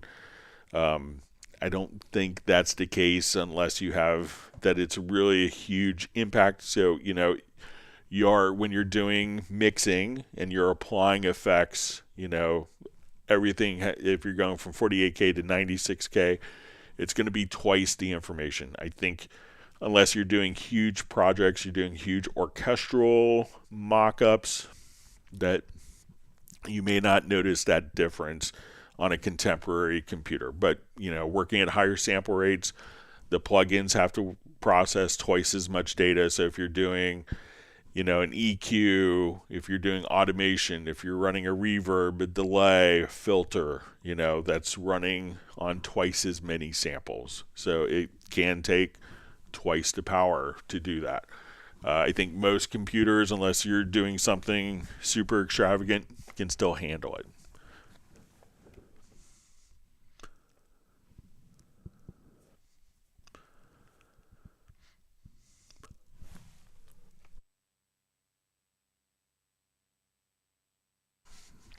And the third question, I think, is, in a real-world production environment, is the jump from 44.1 to 48K to 96 justified in terms of CPU usage, storage, and overall sound quality benefits, especially when a final product is often delivered in lower resolutions? Is there a possibility that could be shifted in the future or something? I think, try it on your own material. So try recording your project, do a little snippet at 48K and do it at 96K and see if you think it makes a difference. And then, Just, even if you're a guitarist, singer, songwriter, record a vocal on your guitar and record it at both sample rates and see if it makes a difference. So ultimately, I think having the higher sample rate is, can improve longevity. Like, I got called in to help with, and this is maybe 15, 16 years ago, my friend David Hewitt, who's like, one of the most highly regarded remote recording people. He had rented his computer to mastering engineer Joe Palmacio, and he was working on a project, and David asked if I could go up to New York and, tomorrow and help him with it. So I was like, okay, David called. It's kind of a big deal if David asks. So I went up, and it was all basically transferring all of the elements all the masters from Steely Dan, and they're re-archiving it. And the CD masters really hadn't been updated in many years. So when we're doing the resolutions, we used the Pacific Microsonics converters, and we did everything at 24-bit, 176.4K, thinking that having the highest resolution to capture that would give it the most longevity, so that they wouldn't have to go through the process as the tapes are starting to dissolve, and all the tapes had to be baked to do this transfer. So they took all the Steely Dan 2 tracks that they had collected, and this took a long time to collect all the Steely Dan 2 tracks. And when they were doing that for like a once in a lifetime opportunity to preserve these amazing recordings, they chose the highest sample rate possible just to capture as much data from the original analog transfers.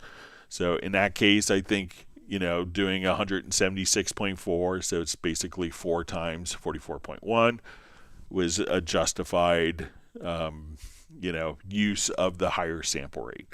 If that's applicable to yours, then great, but try a little project and see how you think it works on your end. If it makes a difference to you, does it convey the song better? Does it convey emotions better? Does the processing sound better? Do you have more headroom? So I think you can make a great recording at any of the sample rates that are used today. Okay.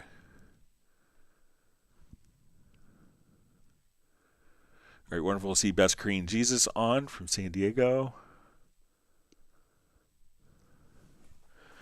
All right, FlyV just asked, with Logical Editor, what's the settings to develop velocity randomness on, let's say, hi-hats? Okay, so.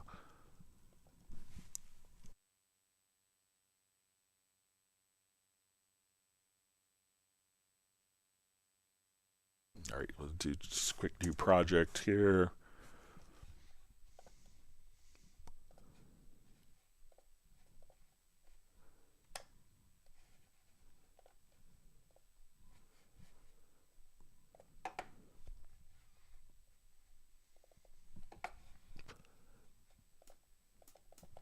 All right, so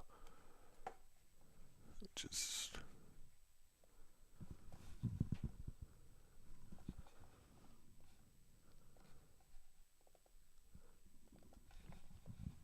all right, so I'm going to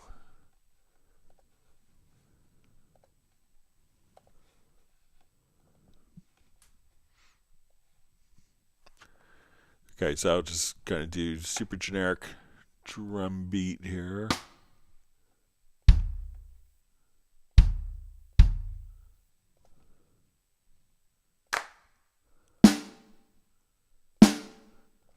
Okay, so let's say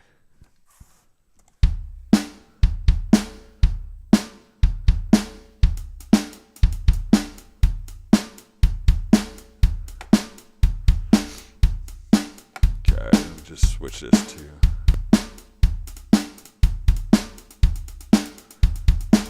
all right, so let's say we want to randomize the hi-hat velocity here so that it's not so machine-like.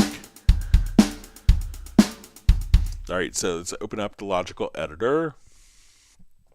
All right, so we could say, okay, we want to transform And we're going to say type, and this will be our default thing. When you click insert type is equal to note, I could say that the subtype is going to equal, and the subtype we could say is the pitch. So we'll say F sharp 1. And what we want to do now is we're going to choose our velocity. And we could say set to random values between, let's say, 60 and 110. So now as we listen to it,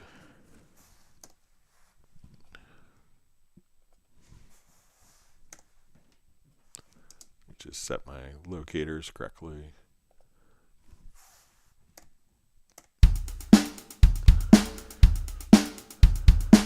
And I'll just slow the tempo down a little bit here. So now I'm just going to come over here. So this isn't going to affect the kick or snare because we're saying, okay, we want to transform F sharp 1 notes to random velocity values.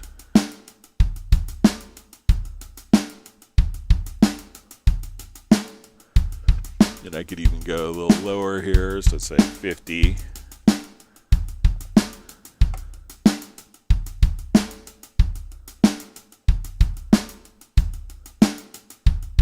Just kind of keep going. Now, something that I like to do is, let's say I want to take those notes, and we could say, let's go to our last event, and we'll say every other event, and value 1 we'll say 2. So let's say I'll make all these fixed. And now what I want to do is take the velocity and subtract, let's say, by 50. All right.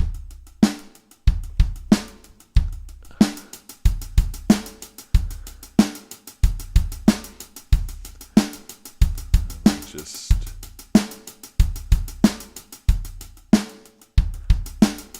but you could also just kind of choose to do every other event. Let me just.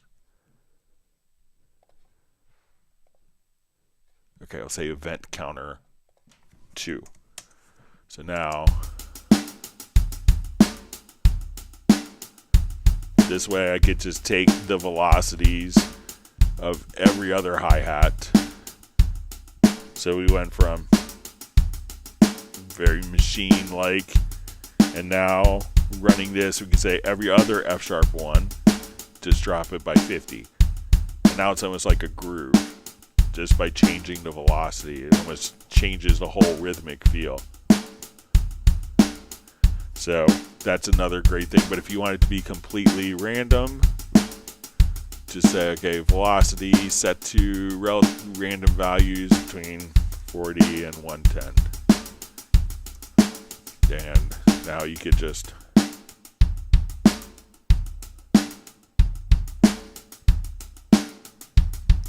or you could have it a bit more surgical, randomize every other velocity note. So if we come over here, we could say these are all the same velocities, and we want to take our last event, and we'll say every other event counter, so we'll say 2, and now I want every other velocity to be randomized, where we don't affect the ones on the beat.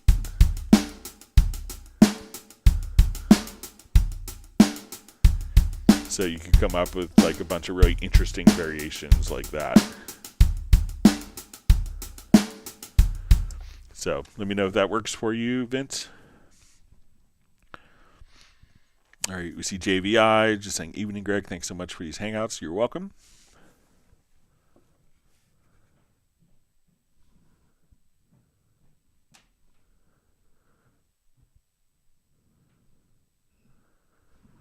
All right, so we see 235 Studios is just coming back to the Zoom level and projects. It seems illogical that Steinberg haven't coded this yet. Outside of the Zoom level in the general preferences file, can a request be put in?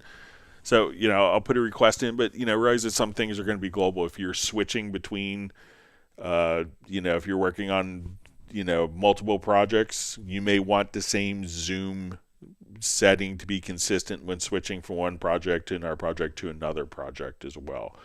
So, there's some aspects of the project that are going to be saved and stored within the project, and then other aspects are going to be global, so that like your control room settings, instead of having that stored within the project level, that's going to be stored globally.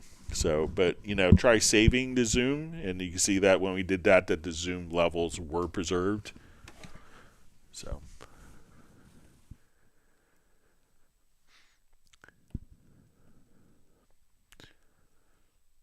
all right, so we see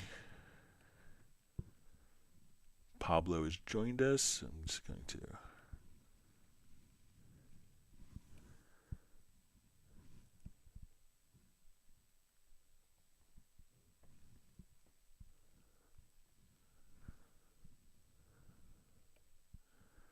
sorry, my chat field jumped.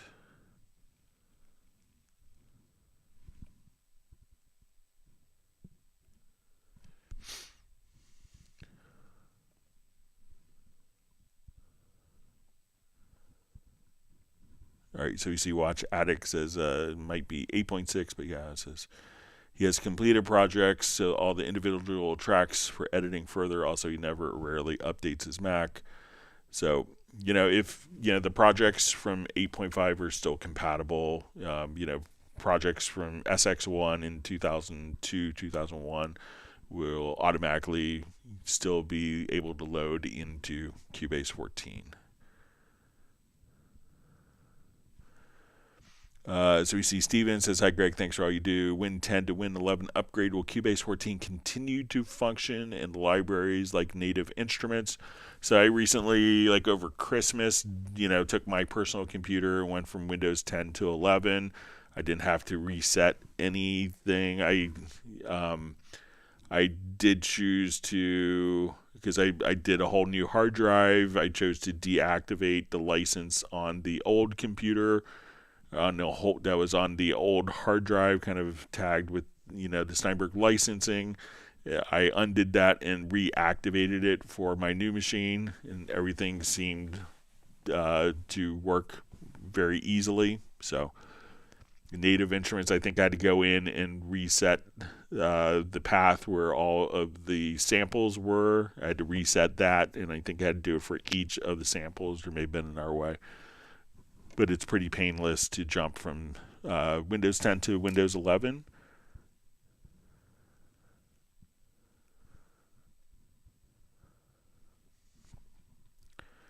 All right, so we see Vince says, I just realized there's a project logical editor and a logical editor. What's the difference?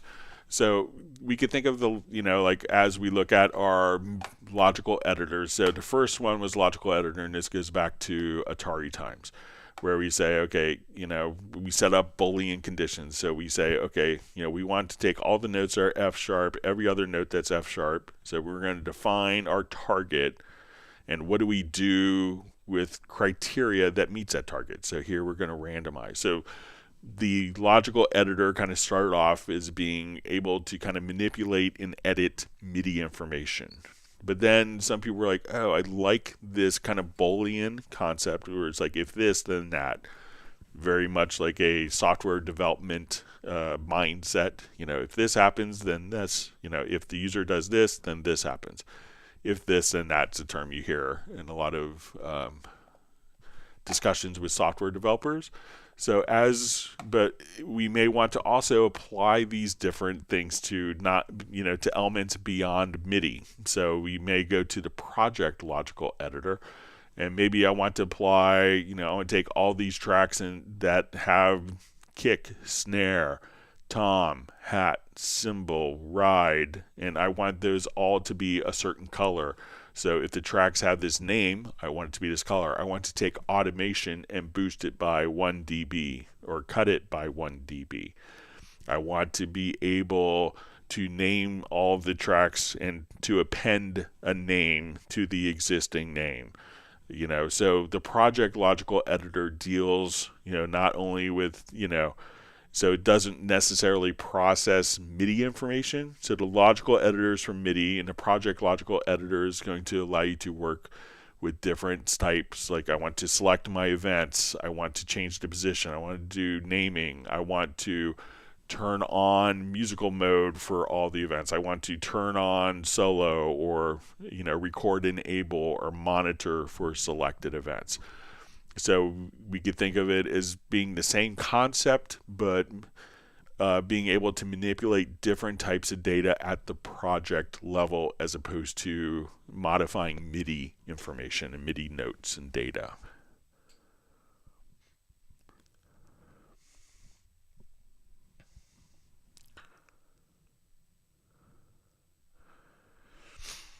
All right.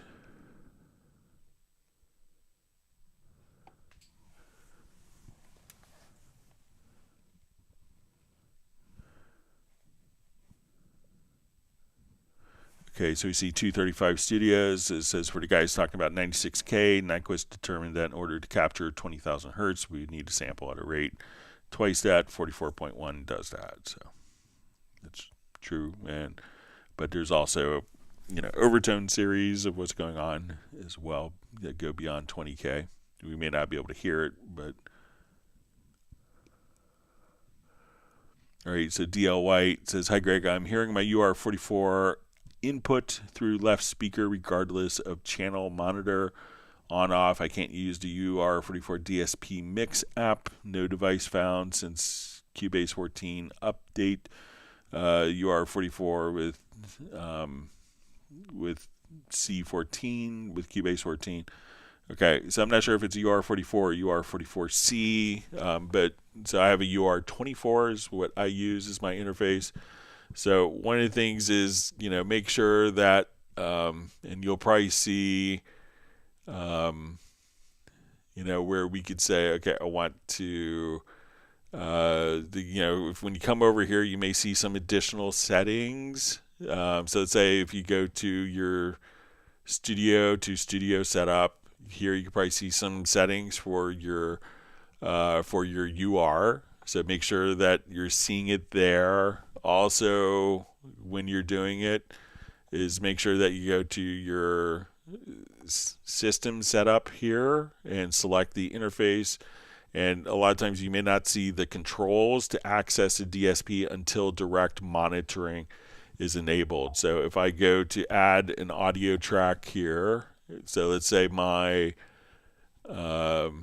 because we can think of the UR44 as almost like a mixer because it has its own built-in DSP in an audio interface format. So I don't have direct monitoring activated. So when I go to add an audio track, let's say from input 1, I come over and then we could, so sometimes you may not hear or see different functions until the actual, so see if you see the tab for the UR44.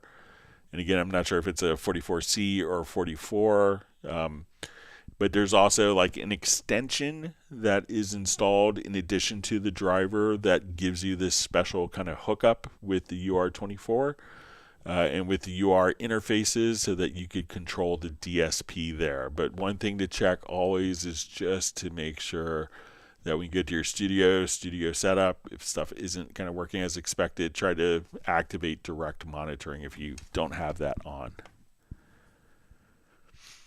All right, so we have the artist knows loves, hoping that everyone's doing great, and just says thanks for all you do, Greg. So welcome, I'm glad to be able to help.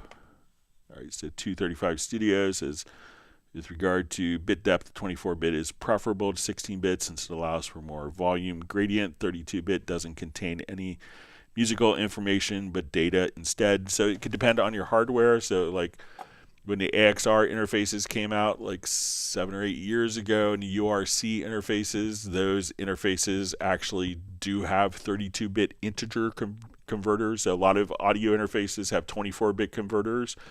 But there are a number, all the Steinberg interfaces now will do 32-bit integer. So while that was the case before, that we could do 24-bit recording, and then we could record 32-bit float to perhaps capture, to, like, if we needed to, if we had captured audio at a higher level, that we could bring it down. But there are, it is pretty common for you to get like a sub $200 audio interface that does have 32-bit integer that will capture actual 32-bit audio now. So.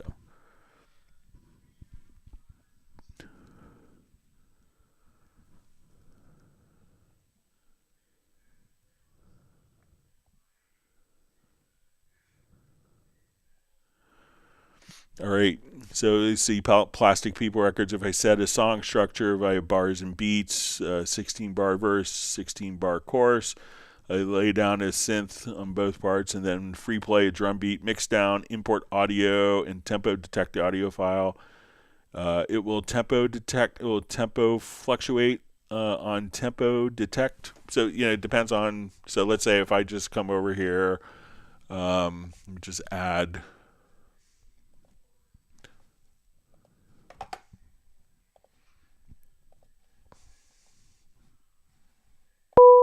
All right, let me just.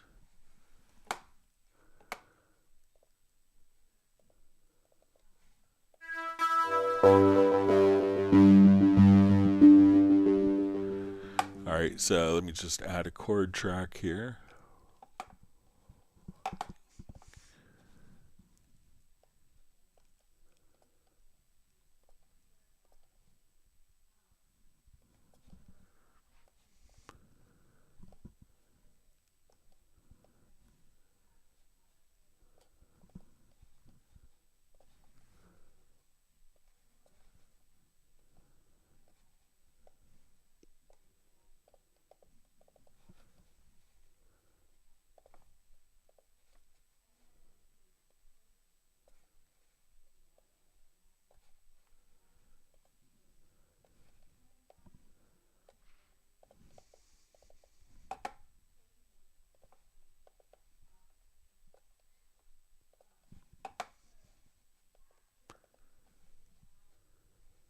All right, so I will just kind of have this. So, the tempo detection is probably going to pick up your rhythm.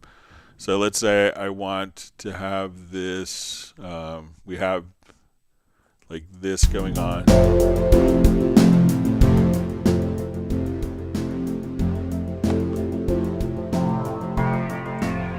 All right, so I'll just come here, and let's say I just free play a rhythm in.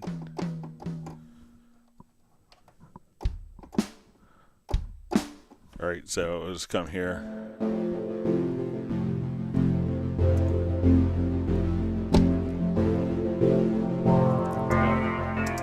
Just take it out of cycle. Sorry about that. All right.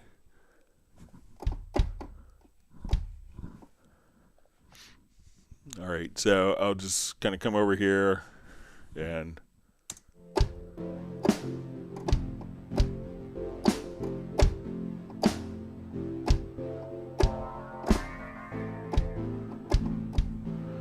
So let's say I'm just kind of putting in.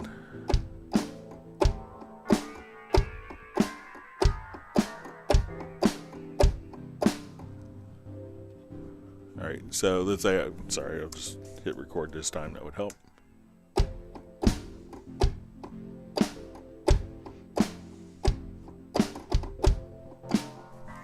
And sorry, just keep screwing up. Let me take my punch out off. All right, so as we play, let's see if I can screw it up one more time. All right.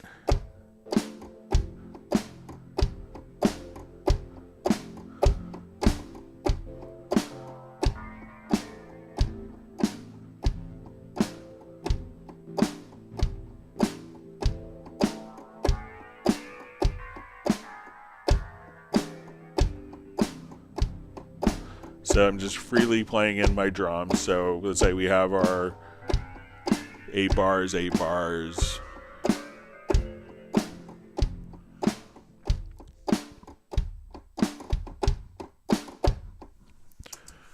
right, so let's say if I render this as a file, so I'm going to come over here, let's export, audio mix down, we're going to do my stereo out, we'll put it back into our audio track. So we recorded at a steady tempo. We'll export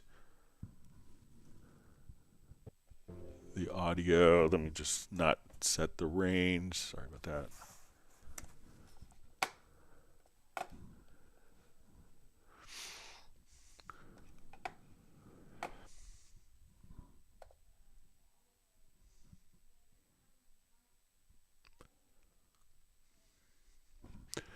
Okay, so now, because we kind of freely played our drums in, we go to our project menu, we will see our tempo detection kind of automatically go and change based on the speed of what was kind of determined by the drum performance. So any kind of rhythmic aspects of that. So let's say if I, let me just copy this over to,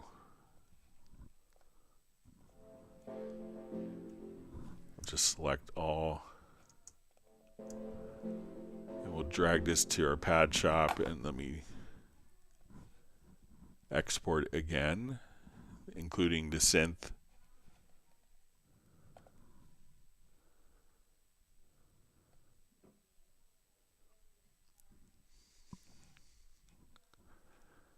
So now we have our file, because in our drums, while they're recorded in 16 bars, if they're speeding up and slowing down, that's a tempo change. All right, so now we take this, we go to project and go to your tempo detection, and because I recorded the drums not to a click, we will see different tempo variations. So if that's the feel you like, that's perfectly great. If you were to do a tempo detection of a swing, each of those beats would be kind of showing different tempo amounts and a tempo change, because what you're doing with the swing is you're going dun, dun, dun, dun, dun, and you have a shorter tempo on what is the second beat, and a longer tempo on the first, third beats, shorter tempos on the second and fourth, and that's what makes it a groove. But let me know if that makes sense for you.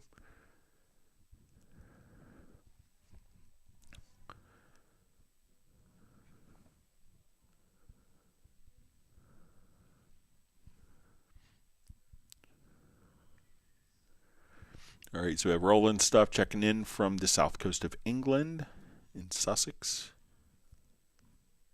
with the artist known as Love. Once everyone please hit the like button.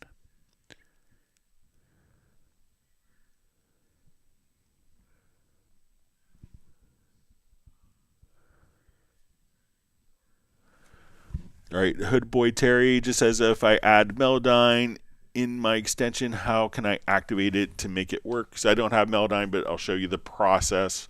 I don't have Melodyne in this computer, but I'll show you the process so we could do it. So I'm going to come over here. Let's take our particular file, and we want to put an extension. So I could select the track or the event, and we'll see over here in the inspector tab, the very top inspector, we'll see where it says no extension.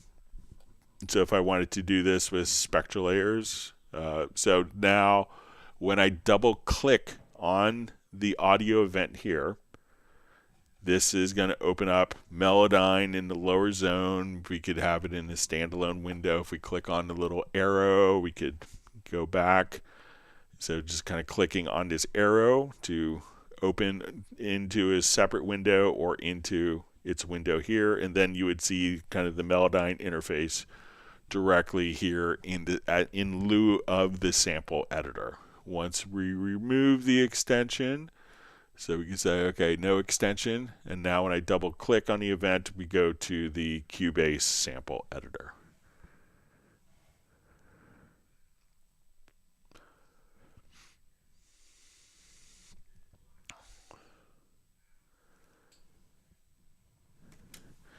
All right, so we see Val asks, when I print my mix down through my Apollo hardware with emulations, As inserts new AD console, it's earlier than the export. Shouldn't it be later because of latency when I real-time print?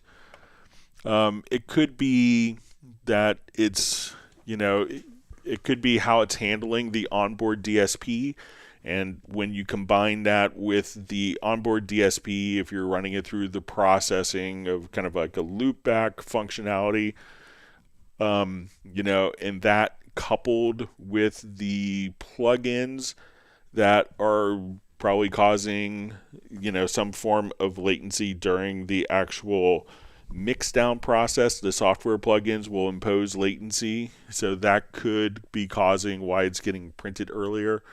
It doesn't seem like it should be, but maybe if the DSP is being utilized on the hardware, that that it might be offset because of timing. Generally I would think that would be late, but it could be that when we're dealing with playing the audio in, that the audio coming in is a little bit delayed, but the internal DSP may be utilizing some of the plugins. If you're using some of the plugins in the mixdown and then switch to being aided by the DSP, and sometimes the DSP systems need their own buffer. So you might run into issues like that when you're printing through like onboard DSP of effects and with hardware. So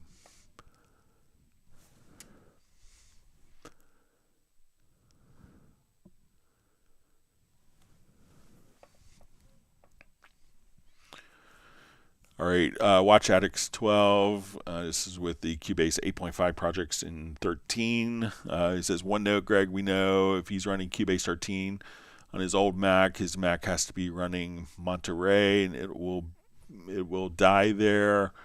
So yeah, I mean, if he's able to open up 13, the projects can still be opened. I know at some point you just can't go beyond a particular OS. Could be like a planned obsolescence model on your machine. So, and it's just kind of the nature of the beast.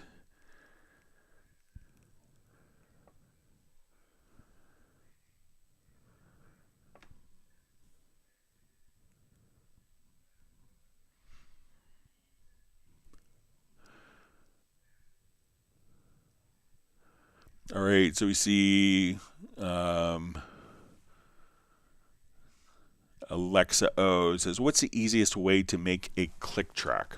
Okay, so let's say I have a click track here, and I just kind of turn on. So I want to set the left and right locators. I don't have an answer for that. All right, my Alexa just decided to wake up. All right. So what we can do is if you go to the project menu, you'll see signature track. I think we come over here and we can say render audio click between the left and right locators. And now we have an audio click track that's rendered. So set the left and right locators, go to your project menu, and come over here to your signature track, and say render audio click between left and right locators.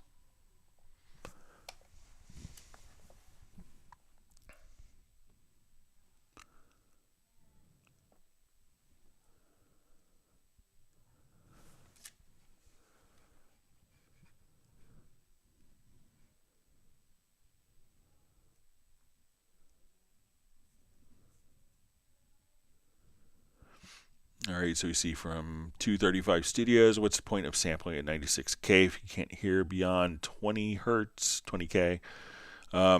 It's also that the audio, that the fundamental frequencies, are kind of captured better. And as you're doing, one other thing to consider is as you're doing audio processing, that you have more data to work with, so like, we came out with the AXR audio interface and it had a sampling rate of 384K, and people are like, oh, it's just the stupidest thing ever. It's a total marketing gimmick. But who really embraced it was sound designers, because when they take an audio file and they need to manipulate it and time stretch it down to so much, like to an extreme amount. So it's not always about what you're hearing, but it's about also capturing data. So if you have 384,000 samples per second, as you start doing extreme processing on audio, there's a lot more data to work with than if it was a 44.1 or 96K or 192K file. So we had a lot of game studios that just, immediately will take stuff and drop it down 4 octaves to see what it sounds like to make an explosion have a big impact. So when you're doing sound design work, having more data to work with can give you much, significantly higher results, so that as you're doing processing, it's not interpolating the information, but it actually has that data to process. So it's not always about Nyquist theory and hearing those particular frequencies. It's about being able to manipulate with more data. It's like if you had an AI model and you had, if you had like 5 samples to work on in an AI model versus 500, something like that, you'd get more nuance and more data to work with a higher sampling rate, whether it's for an AI model or for audio processing.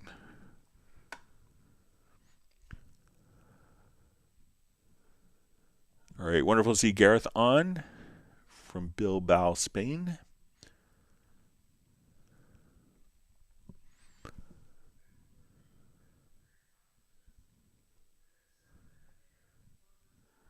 All right, Michael Teams is sending ice cream kisses to everyone.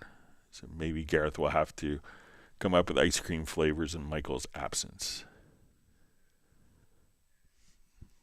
All right. So Mark Rabin says hello, and we'll give a big virtual woof to Stella, his dog, as conveyed by Nick. So maybe he's out running some errands.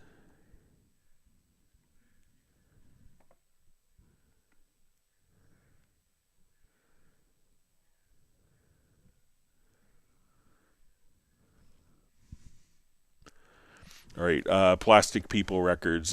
Greg, I'm sure there was a tool for that question, but can't remember. Is there an audio time stretch by dragging tool, or just the dialogue right-click and shift and add milliseconds? So, what you can do is, let's say, if we have an audio file here, so we'll just listen to it quickly. So let's say we just have like our drums rendered. I'll just take this.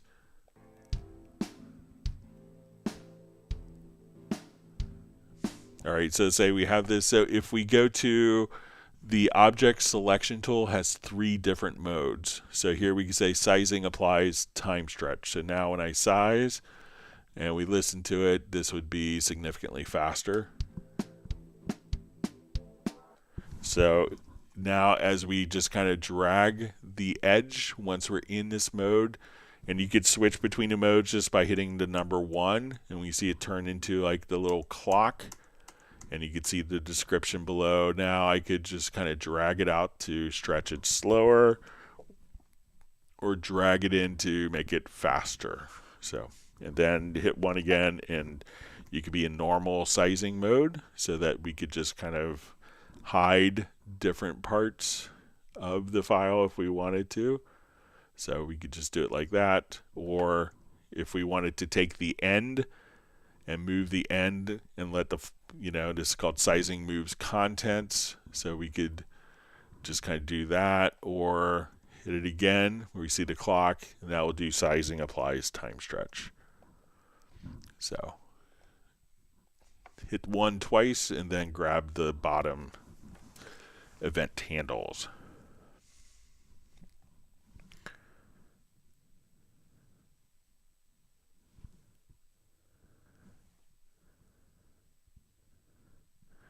See, Flyv says he's looking forward to our Zoom meetup. Yeah, so that'll be on Friday, starting around 3 p.m. Eastern Time.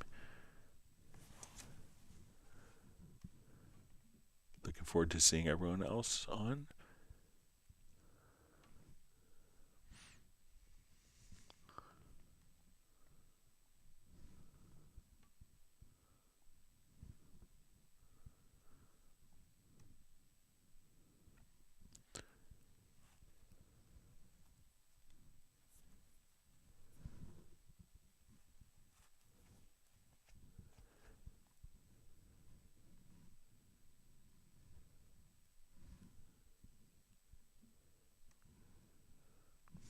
right, reading through comments. All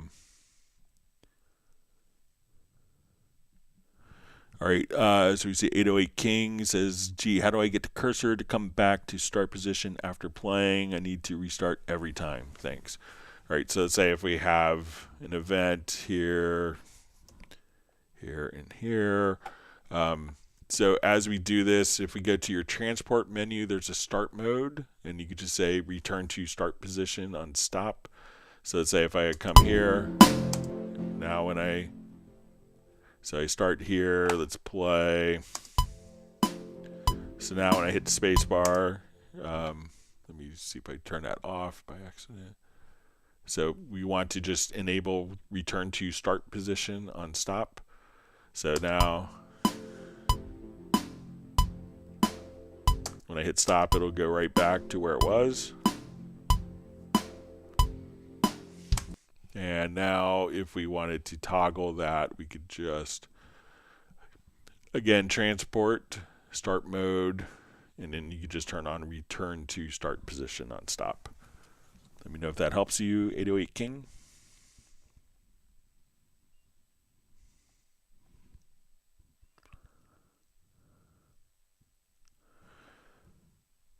All right, so we see Roland stuff. Says, hi Greg, I've dragged the MIDI part into a chord track, but several bars show no chords. The MIDI track is a guitar part played with a busy plucking style. Says, might that upset recognizing some chords? So, usually not there are different settings. So let's say if I wanted to come over, let's say I'll just look for some.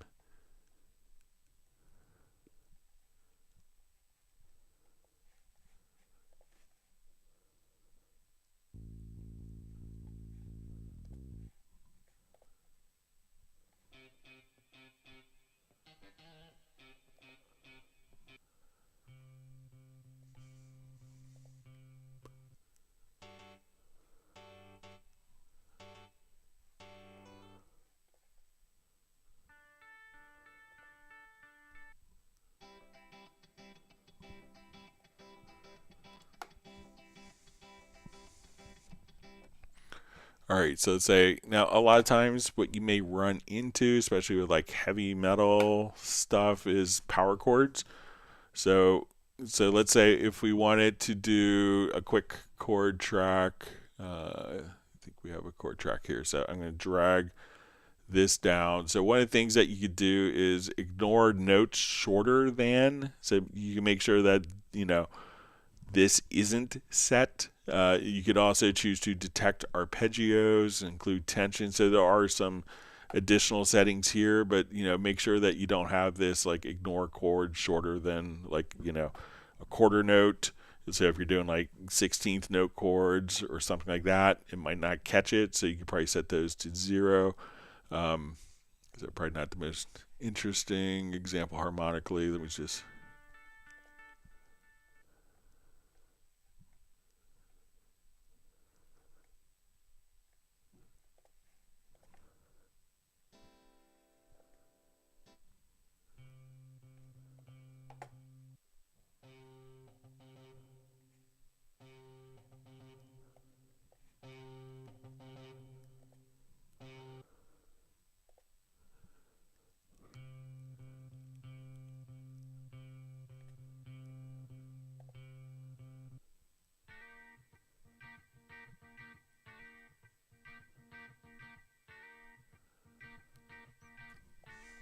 So, so sometimes when you do that, so check, like some of those chord settings and just, make sure that you do this, but also look at the part, because a lot of like, especially like hard rock stuff, maybe just like a power chord. And some people call it like it's a 5 chord, and they go, yeah, E, B, E, so a chord is technically 3 notes. So if it's just playing 2 notes, it's not technically a chord. So I guess was a duotone is the kind of music theory term maybe for that. So it's not, it's a double stop. It's not, so a chord, so make sure that when you do it, like it may sound like it's a chord, but it could be just like EBE as being the only notes. So there's not 3 distinct pitches. It's not going to show it as a chord. So check some of those things out.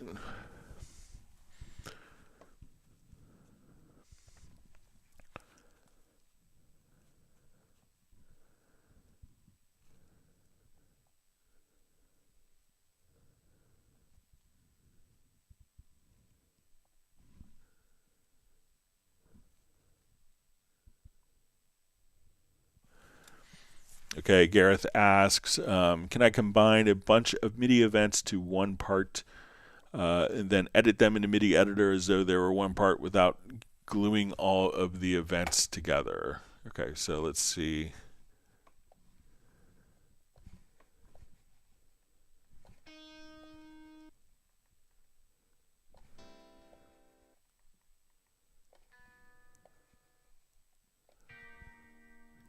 Okay, so let's say if I take these events here, so let's say we have multiple events on our guitar part here. I'll just move these over.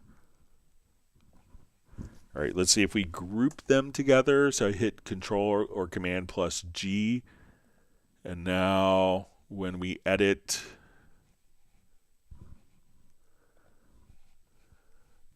I could see all of the events here and kind of quickly navigate around. So maybe if you group the events together and then when you go to edit, and if you're doing it in the main editor here, we could just see all of the parts right there. So they're all kind of linked together without gluing them.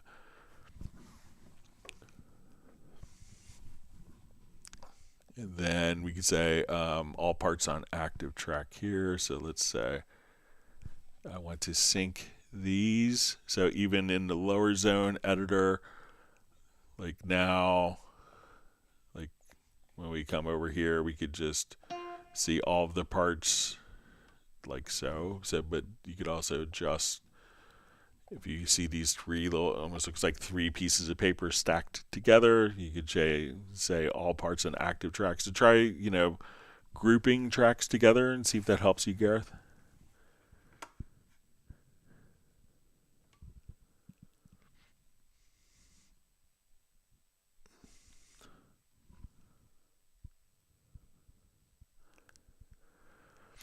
All right, Plastic People Record says, last crazy question. Is there a way to switch the transport bar to the top and the info to the bottom? I put a second transport at top as I prefer, but then I have to shift it to get to the info when I transpose. So the info is always going to be kind of fixed to the top, but if we come over here, let's say I have my transport here, I will come and say, okay, I want my transport bar to be gone. I have this transport bar. I could move this project here. I can move my transport bar to the top. And now my info line, so say if I come here, my info line is still here. My transport bar is above in a separate window.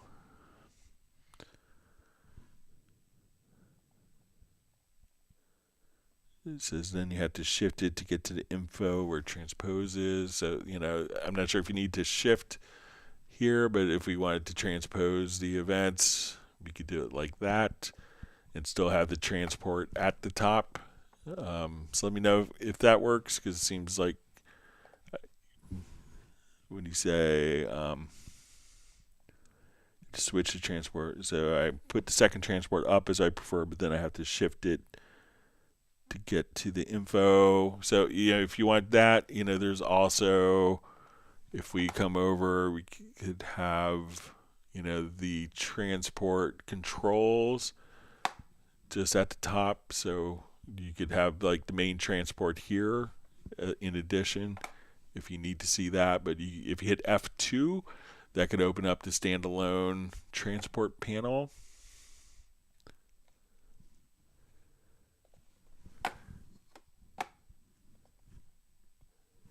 So if you wanted to change that, I'll just put my lower zone transport back. All right, see, Anakin says, definitely I'll buy Cubase 14 Pro. You're amazing, Greg. So that's a great program. A lot of people are very dedicated to its progress. So I just get to show what they do. All right, wonderful to see Pablo on, the drummer of Hot Mess. All right.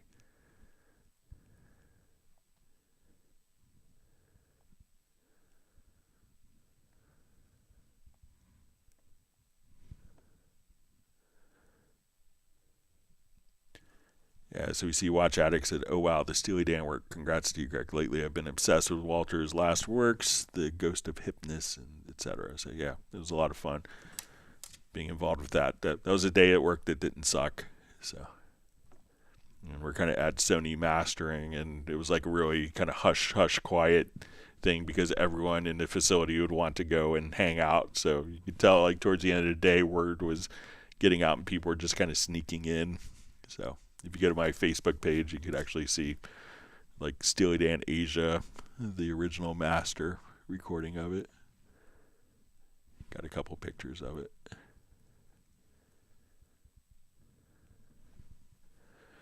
All right, Mehul Raval says, thank you for answering my questions, giving some advice and insight. Love from India. Please visit India too. Really useful and informative. So, yeah, I had the Steinberg distributor for India reach out, and he was like, oh, we'd love to have you come over, and if you could work it out somehow. So, but yeah, I would love to visit India. I've never been.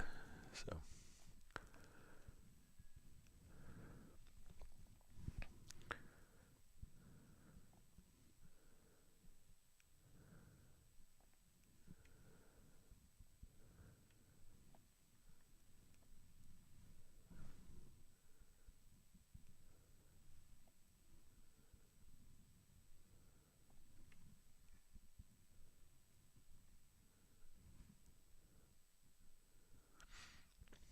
All right, so we see, sorry, my chat field just jumped. There's a comment from DL White.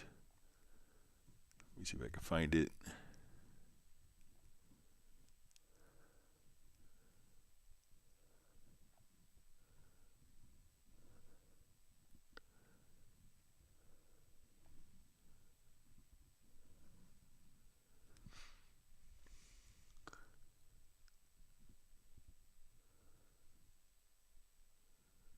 All right, let's try and find my spot.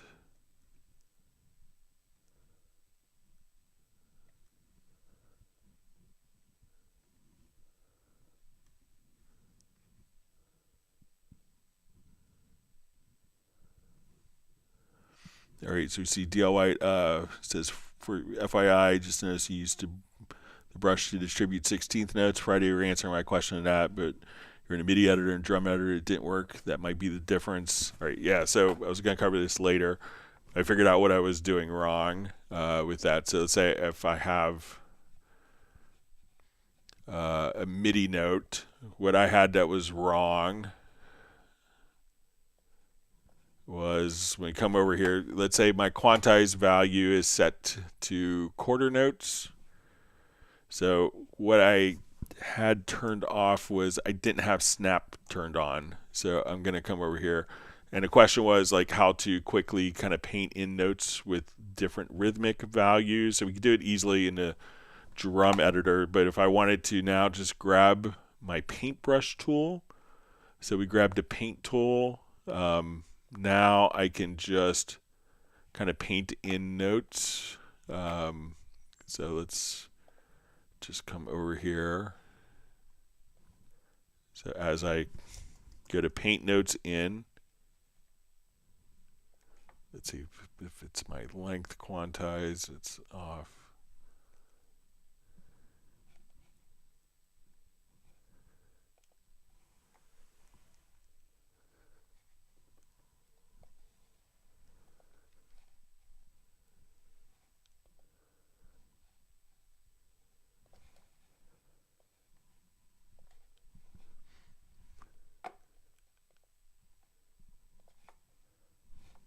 I'll just do a new project here.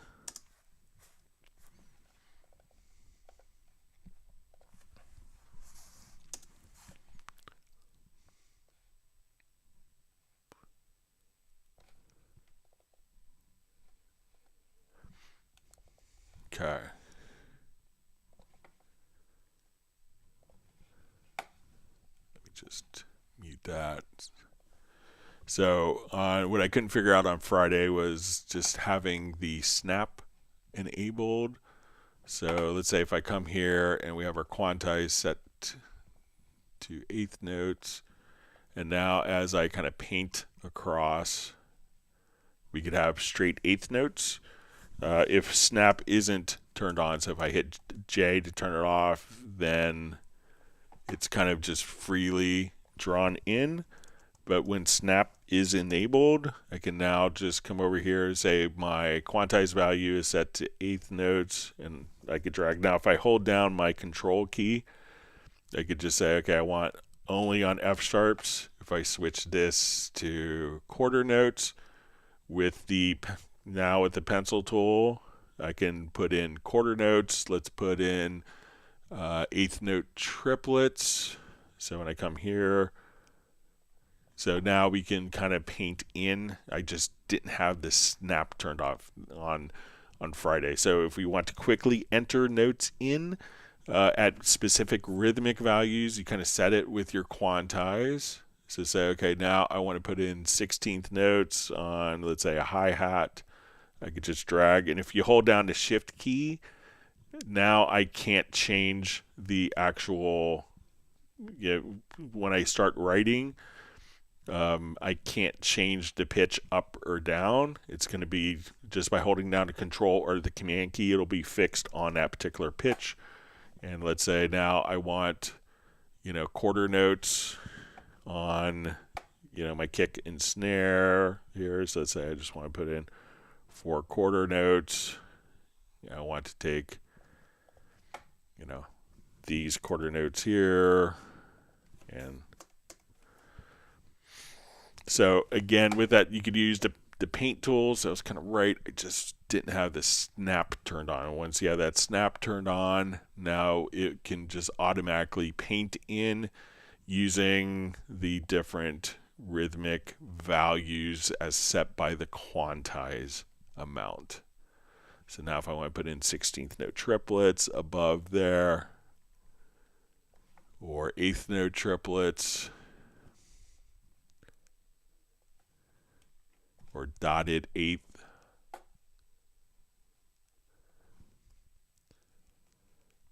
we can just kind of paint in the different rhythmic values very easily using, and again, we may see it as a line tool, but you could just select it to be the paint tool and then paint in via the particular rhythmic value is set by the quantization there.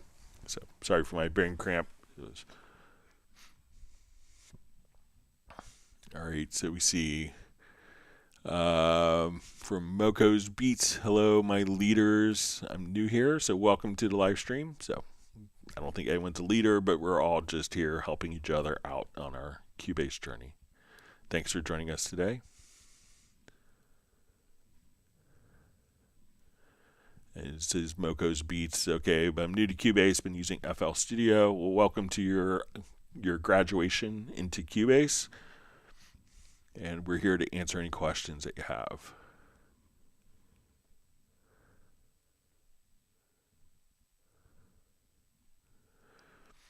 All right, so Gareth Kitch just asked, from what I'm reading, perhaps a MIDI part is not like an audio part.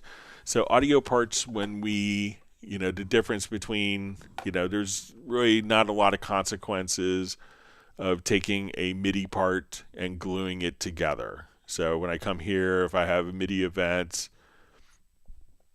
here, and let's say I have audio events.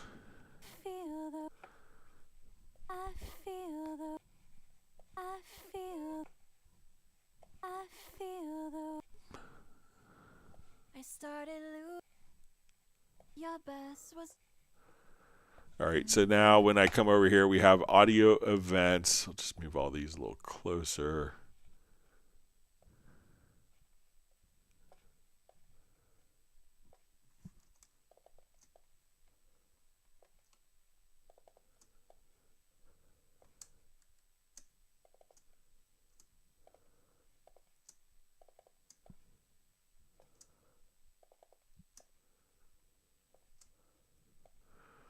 All right, so when we glue, let's say, MIDI events together, there aren't as many, so when there aren't as many consequences. So if I come here, we grab the glue gun, and I hold down the Alt or Option key, all of those events will now be together. If we do this for audio, we have what we call an audio event, where we could adjust our audio, our clip gain. We could adjust like our fade ins and fade outs of these events. But if I wanted to treat these events kind of as a single entity and we glue these together, these go from audio events to audio parts. So as we come over here, so now when I double click, I can move all these collectively as a single entity, but I could also double click and go into the part editor where I can now come over. So with audio, could be some more consequences because you change from an event to a part, which you don't really do for MIDI. So we could think of this part as a container of multiple audio events that we could treat and move as a collective entity. And then when we want to do like what a lot of processing that we tend to think of, we could, like for fade ins, fade outs, clip gains, if we wanted to adjust, the clip gain of a particular region here, we could do all this within a part editor and do that and have multiple events within one single part. But with MIDI, as soon as we come over here, we could see all of our MIDI data will just show up as one big part as well.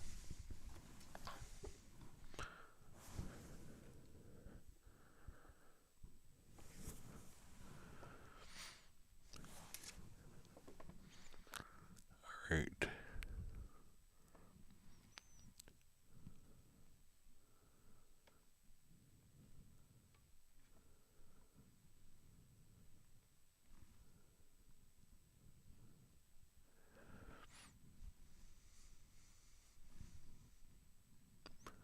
All right, so we have Moko's Beats is already downloaded, Cubase DAW, volume and interface. Looked new to me. I was just started using it recently. Says I think I would like it for vocal recording. So yeah, lots of great stuff to do inside of Cubase.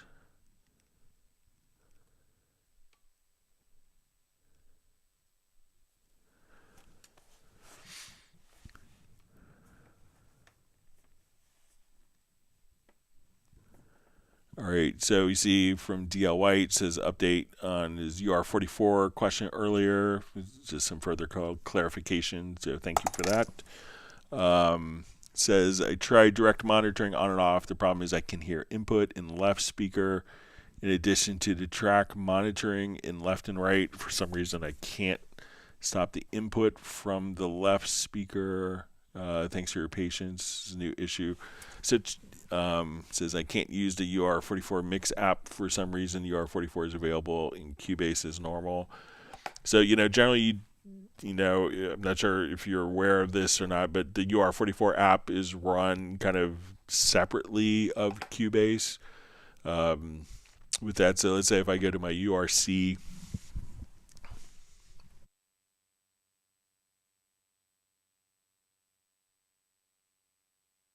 And we'll open this up.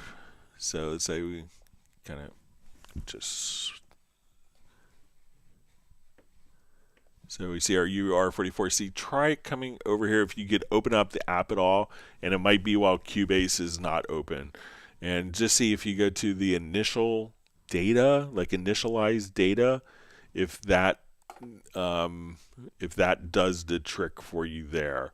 So sometimes kind of readjusting that and kind of resetting the scene. So maybe we could set this to, okay, these two inputs are set up for a stereo input as opposed to two mono inputs. So see, while Cubase isn't running, if you could open up the app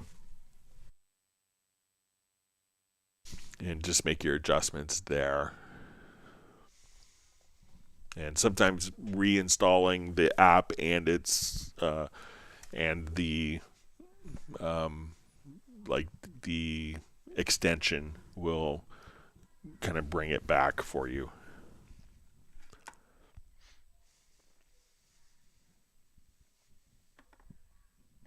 All right, wonderful to see Mark Rabin on, where Stella's giving a big woof. And it says ice is melting fast in Montana. It's very sloppy outside.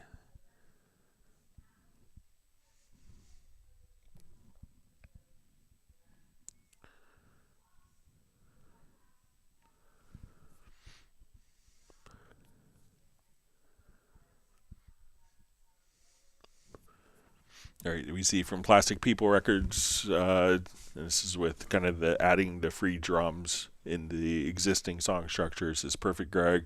Sorry to test your free drum skills there. Yeah, I set the song structure via bars and beats, but was starting to question if this is causing me to write too close to the grid. So if it feels good and sounds good, it's good. So don't, it's like if you had Jeff Porcaro come and play in your studio, or Simon Phillips, you'd probably say, "Oh, that's great," and you wouldn't worry if they're speeding up or slowing down. It's just a great musical performance.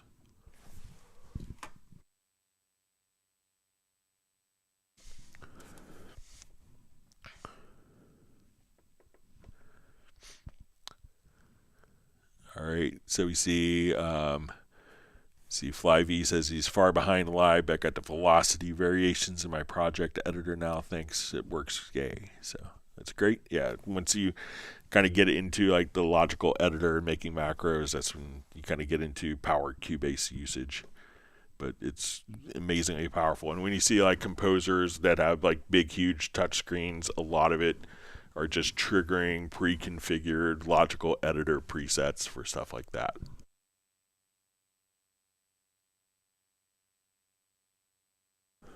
All right.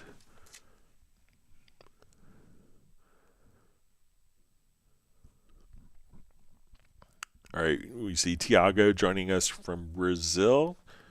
Hope you're enjoying being home. He was in Manchester, England for a while studying.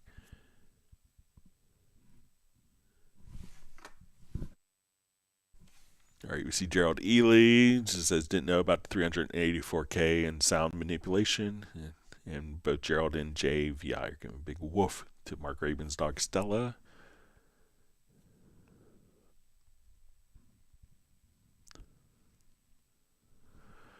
All right, Holland TV asks, can I activate the e-licenser after it closed down with the activation manager? So how will there be a way? So, once the e-licenser server is shut down, you won't be able to activate it, but the e-licenser won't be able to be activated in a few months.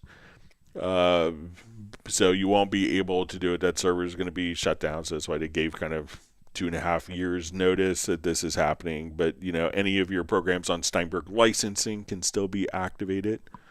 So we haven't sold a product that's e-licenser based activation for 6 or 7 months. So they've been working on a transition to make sure that most, just about all the products are now, all the current products are on the Steinberg licensing.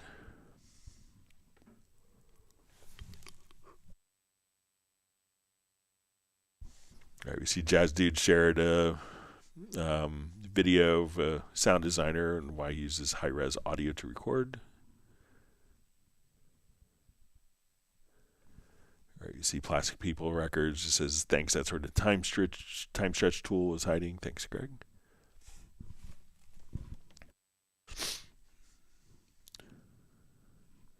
All right, we see Jazz Dude. I guess it's a Robert Dudzik video. So, yeah, Robert's a friend of mine. Incredible sound designer. Everyone should watch Robert's videos. So 808 King just says, thank you, Greg. So you're welcome.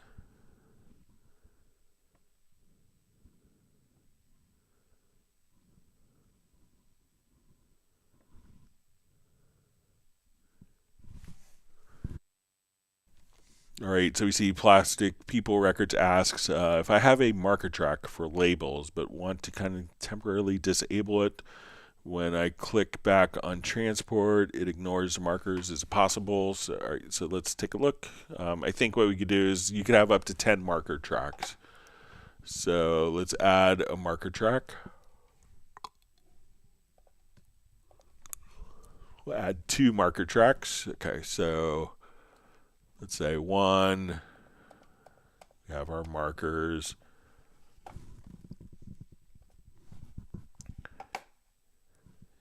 And as we go here, we could navigate to and from the different markers.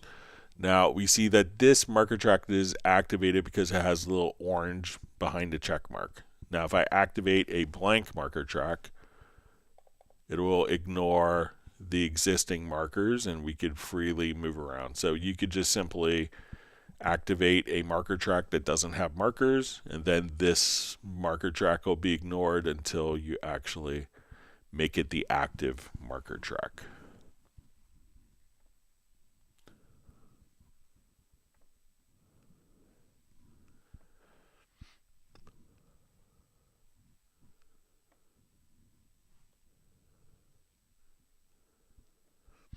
All right, Steve Green says, Greg, I have an audio event tempo detection in 3/4 time. How do I find a groove agent pattern that will match this tempo? So, 3/4 patterns are generally like very easy to find drum patterns for. So if you're looking for or to create, it's not, it's usually kick, snare, snare, kick, snare, snare for 3/4/4. For a 3/4 pattern. So, but let's say if I add an instrument track and we go to Groove Agent SE, and let's say we click on the folder icon here. So let's say we're looking for, styles. All right. So let's say we want to come over here, and let's say let's say we're looking for Simon Phillips jazz drums. So if you kind of slide this over here, I think one of the options that you'll see is going to be the meter. Let me just see.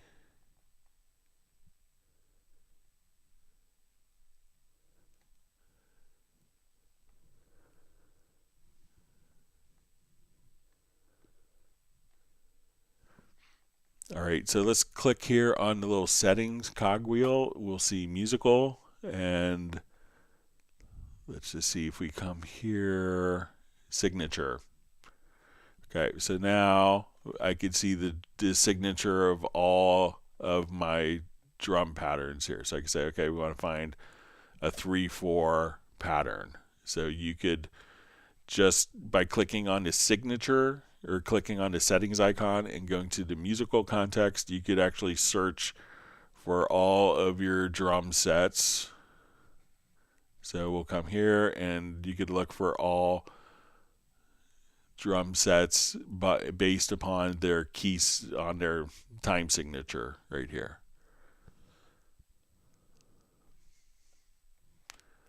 So let's say if we even come over here and say 6/8, if we could search by that.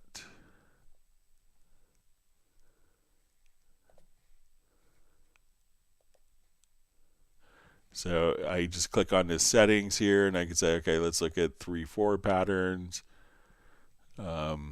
So, you could come over and look based on different criteria. So I would try that, but again, 3/4 drum patterns are like really easy to make. It's the easiest kind of drum pattern I think to make.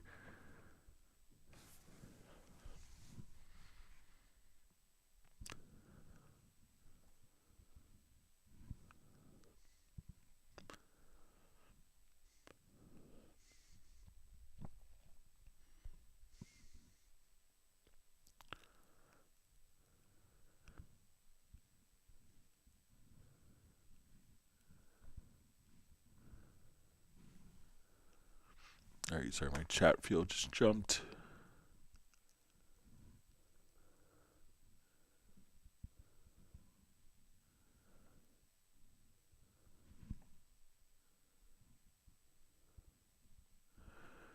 All right, so we see from Roland stuff, it says setting detected note length set to 0 to form a chord track, but it did help a bit, but still some 3 or 4 pitch chords aren't showing. Guess must be my playing is real head scratcher. So yeah, if you want to share like the MIDI event, like you could send it to a Cubase project to me at clubcubase@steinberg.de. I'd be happy to take a look at it.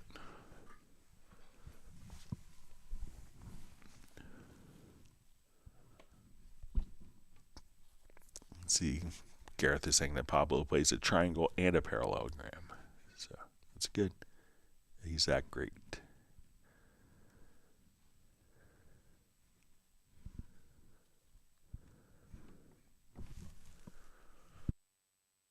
All right, so we see from Captain Cricket 3D who asks, "Hey Greg, do you ever think we'll get categories for custom groove templates? However, groove templates aren't in a long, endless list." I will mention it again, but if you're to say, okay, do you want to add modulators or a list for the groove presets? Do you want to have like Dorico notation or this? It tends not to be the highest priority, but I will kind of, request that again. I would like to see it also for not just for groove quantized presets, but also for macros, be able to organize it like we can presets for logical and project logical editors. I'll pass it along.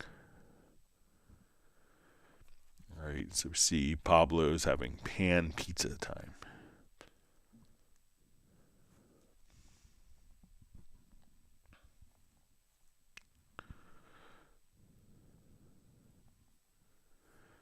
All right, Hoodboy Terry asks, please, how can I save each of my session folders not to mixed the datas together because I lost all my files? All right, so, if you have if maybe you weren't as diligent with your file management and you take one of the things you could do is a preference on editing audio.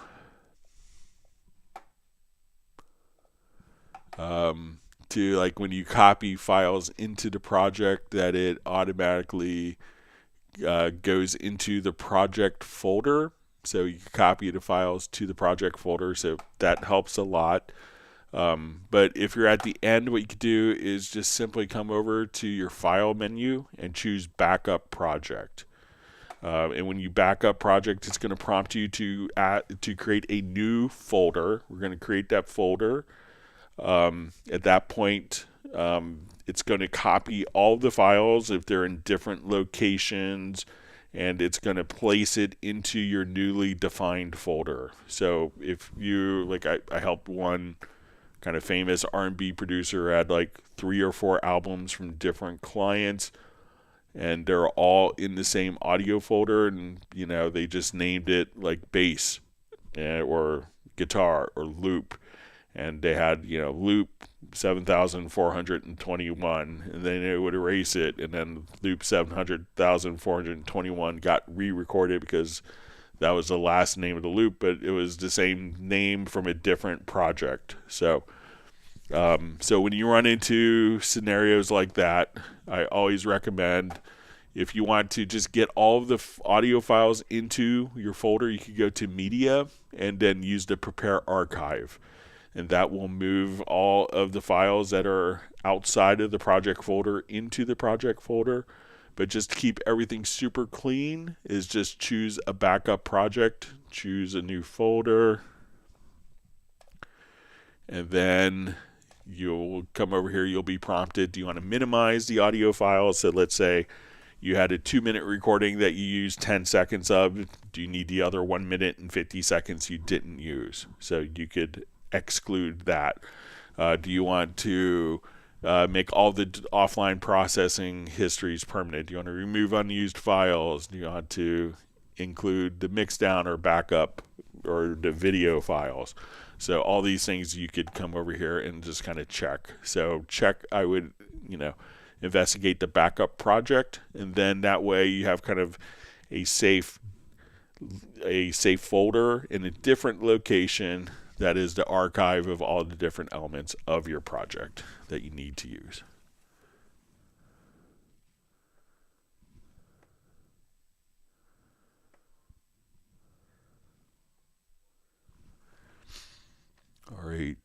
All right, we see George back from Germany. Great to see you on the live stream.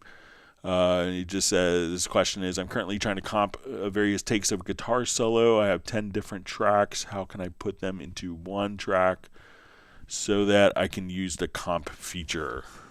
Okay.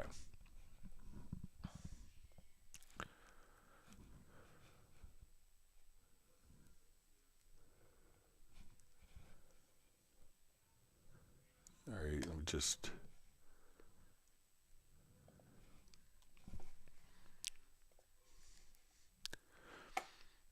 Okay, so what you could do is basically almost like copy the parts on top of each other. So let's say we have this file here, and let's say this is our guitar solo time.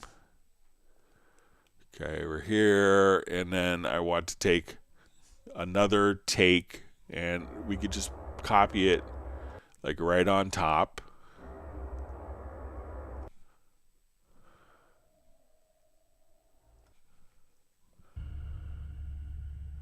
And we see these kind of like diagonal lines. When we look at it here, we zoom in. When we see these diagonal lines, this means that there's audio that's kind of stacked on top of each other. We can switch between the different takes by going to the bottom center and switch. But if we want to do editing on them, we would want to make sure that we have the lanes selected here. And if you don't see the lane object, right click, and we could go to your track control settings. And you can make sure that if you don't see the lanes, you'll see lane display type. It may be under the hidden controls. We can add it to the visible controls. Now that we have our lanes, we could open up our lanes, and we can say, okay, we want each of these events to now be on its own independent lane. And now we could grab the comp tool and just start editing and choosing which parts of that particular take we want to use. So just grab the hand tool. This way we don't have to cut each one globally and then mute the unwanted tracks. We could come over here, hold down the Alt Command or Control key, and just audition different takes right there. So say, oh, that one I really like better, and I like this one better there. So at this point we could just do our comp, but just kind of drag them, and you could, once you do this, you could just take your different events and drag them into a lane that's open. And if you record like multiple passes and put it into like a cycle mode, you can see that it'll look along the lines of this. So here's where I've done a recording. And I open up my lane view.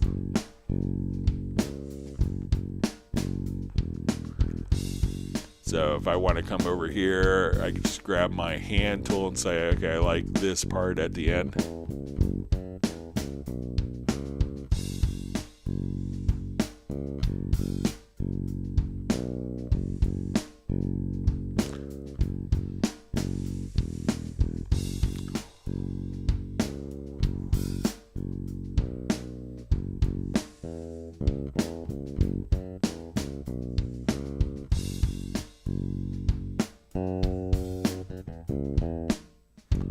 Okay, maybe I don't like that second part. And you can just do your comps that seamlessly, that easily.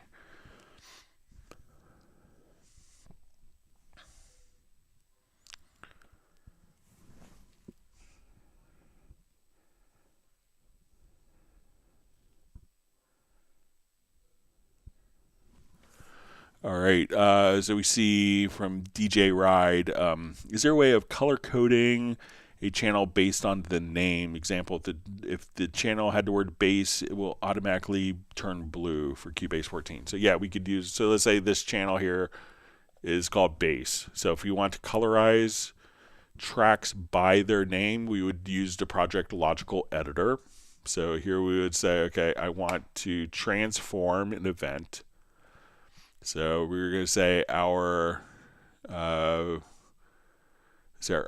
our container type is equal to an event, or we could probably just even say name contains bass. All right, so we want to take things that the name contains bass, and let's say set color to a fixed color values. So say let's make it bluish. All right, so now when I come over here, we can colorize just based on that. So we say, okay, let's colorize it based on this color. So again, we could just say transform name contains bass, and then we could say we want to set color, and we can say to a fixed value, and you could choose your color here, save it as a preset. And so you can say call it make bass blue, and then you could have a key command that would open up the, so let's say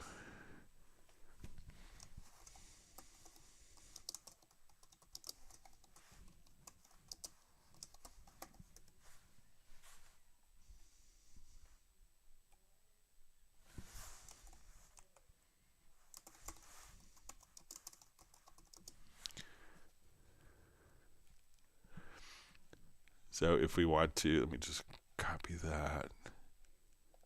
So we could save it as a preset. So we'll say save changes as preset. So now if we wanted to assign that to a key command, we would see turn track's name bass blue. We could assign it to a key command or a MIDI remote, and you could just do that at any time. So yeah, you could, vocals are red, kick is this, bass is blue. You can just kind of set it up based upon the name of the track or the event.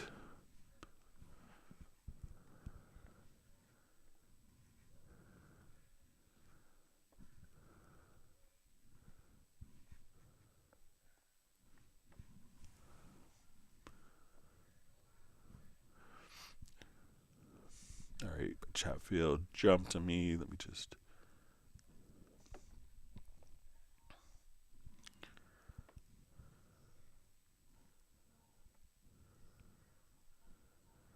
You see Gareth just says varying speed equals drama, emotion, tension, and release. Yeah, I feel the same way. All right, Mark Rabin just says I didn't realize you could have more than one marker track. So yeah, you could have one marker like for song arrangements, one for like vocal edits, you know, one for that has nothing in it. So yeah, up to 10 marker tracks. In Nuendo, you can have up to 32 marker tracks.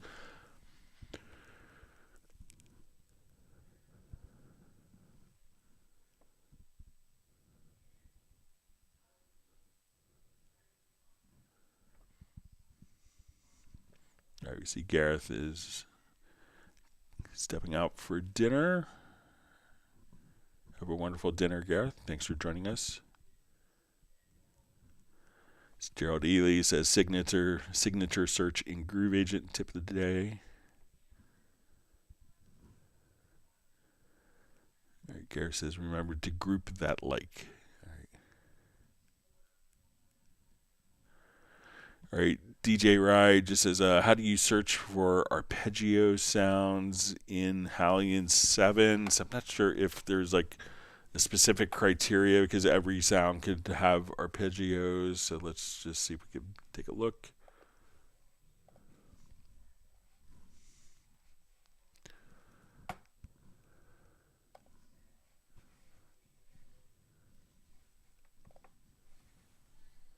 You know, some instruments will have them, so some may have, like, let's say if we come over to,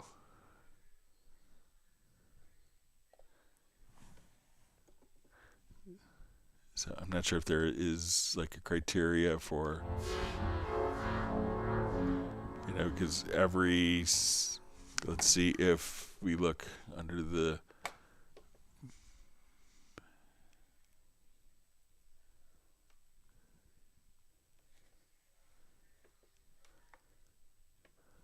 Let's see if it's in maybe one of the musical.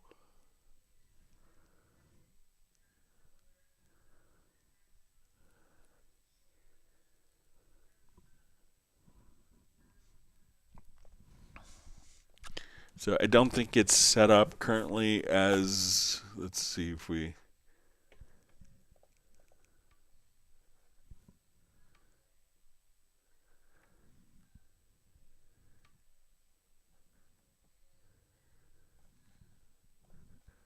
if it's kind of one of the criteria.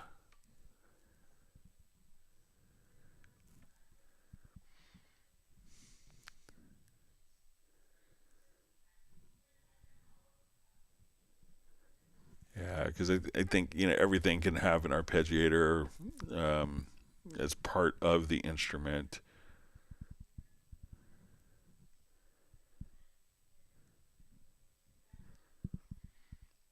So I don't see it as a kind of a searchable criteria. But if you wanted to add it in, you know, within Media Bay, you could you could add your own categories. So if you wanted to go to Media Bay here, like once you look, you could just say, and let me just look to see if I'll come over here to say VST sound.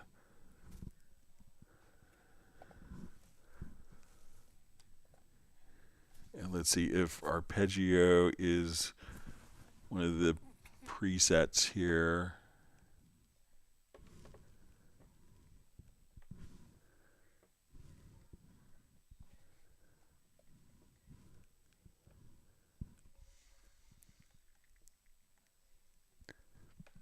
Yeah, so I don't think, but if you wanted to come over here, you can make your own. So it may not be tagged.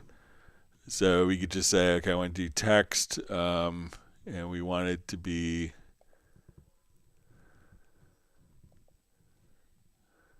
so let's say we want this to be, let's say text, and we can say arpeggio,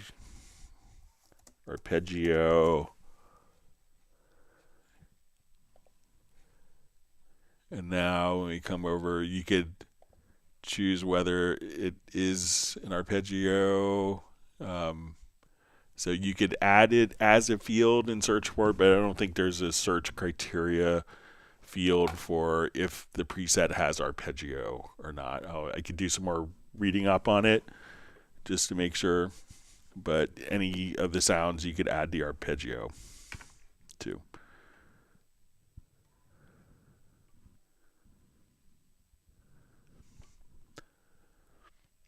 Oh, Pablo's having coffee time. I had to wait 46 minutes.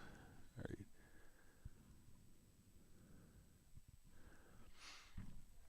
All right, Rick France asks, hi Greg, is there a way to use the logical editor to assign group outputs based on track naming? All right, so let's say we have an audio track here. We'll call it Strat.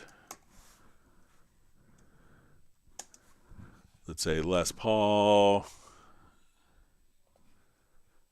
All right. We'll call it electric guitar.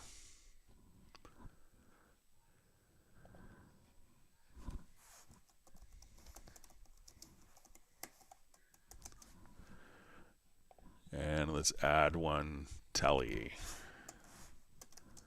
Okay, so I want to add a group track.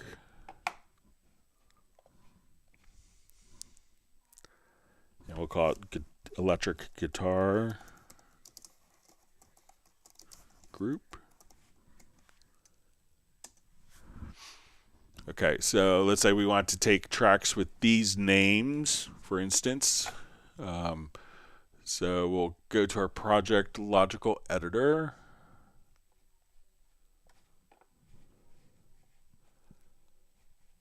All right, and we'll start from scratch here. So we want to transform. Let's see. We'll just say our media container type is a track. And name, we'll say it contains Strat. So this would include Strat, Stratocaster. All right, and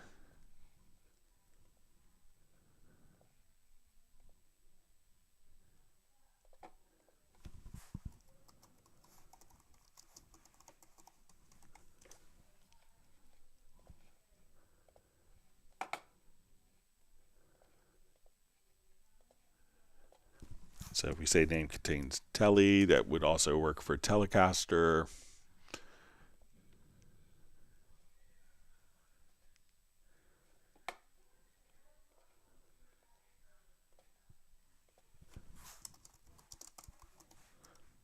All right, now one of the important conditions that we want to set here is we don't want tracks that have the name Strat and guitar and Tele and Les Paul. We want it to be or Strat or electric guitar.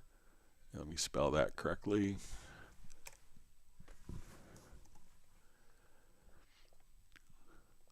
So we want to change the Boolean condition here. This is critical on the right. So I want it to be tracks that are named Strat or electric guitar or Tele or Les Paul. And in our action target, we want to I think set track operation, and then we could say connect output, and we could say let's take them to our electric guitar group. So right now all these tracks are going out to our stereo out. So we see Strat, Les Paul, electric guitar, stereo. So they're all going out to the stereo out. So when I do this, now each of these tracks is routed to our guitar, electric guitar group, just like that, just by naming it. So if you set up like your drums, you could hit one button. Anything that's set with the drums could be colorized and routed to a group and a VCA. All these electric guitar names, all these tracks names for electric guitar, you could set up as well, and boom, and it just automatically changes the group based upon the audio output routing to the group based upon the name of the track. And you could have as many variations in names as you want. So those types of things could really speed up workflow significantly.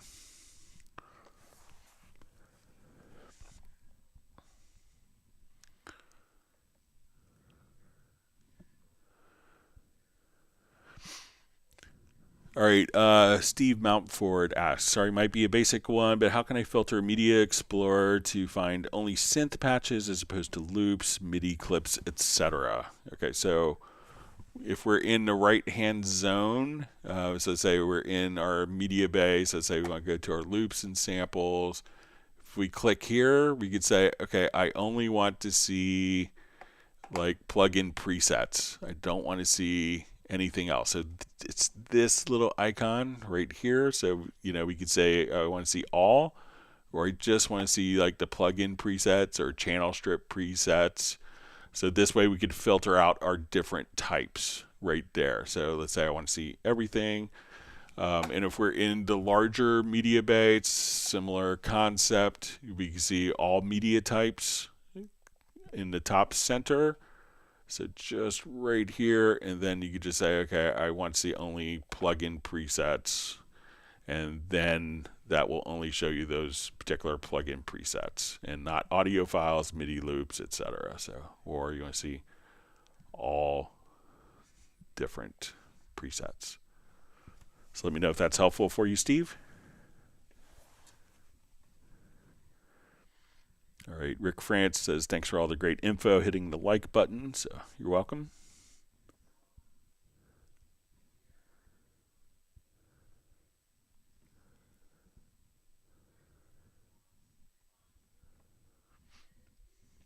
All right, Ben Tyreman just says Cubase is the industry standard.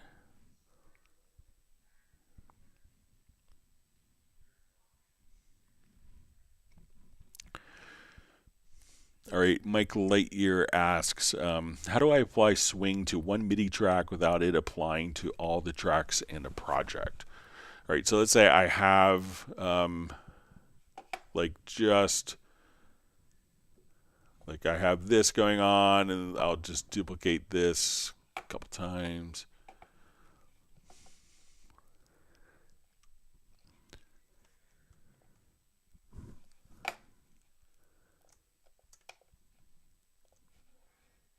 All right, and I'll just go ahead and change some colors here.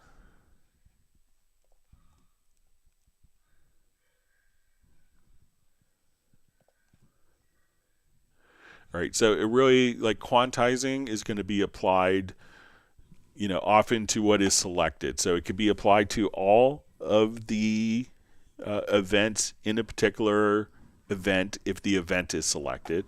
If I select notes within the event, only the selected notes would be quantized. So I'm going to come over here to my quantize settings.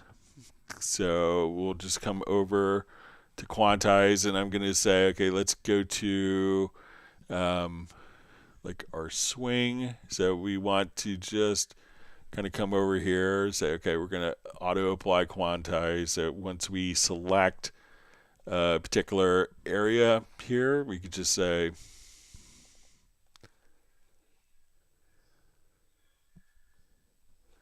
okay, I'll just open up my quantize panel so you can see it a little easier.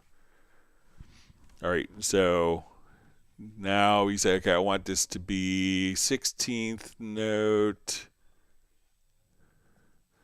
and then I want to add a swing percentage here. So I'll just give it kind of pretty extreme, let's say 89% swing. So now when I hit quantize, those notes are shifted. When I look at the next part, because this event was selected, these other events were not. When we jump back, we can see that these will be shifted. So it's whatever is selected or what events are selected will actually be quantized as opposed to everything global. So the quantize is going to be, if the event is selected, it'll quantize all the notes within the event. If the notes within the event are selected, it's going to quantize notes within that particular event. See, Pablo's forgotten his questions again. But you did bring coffee, so.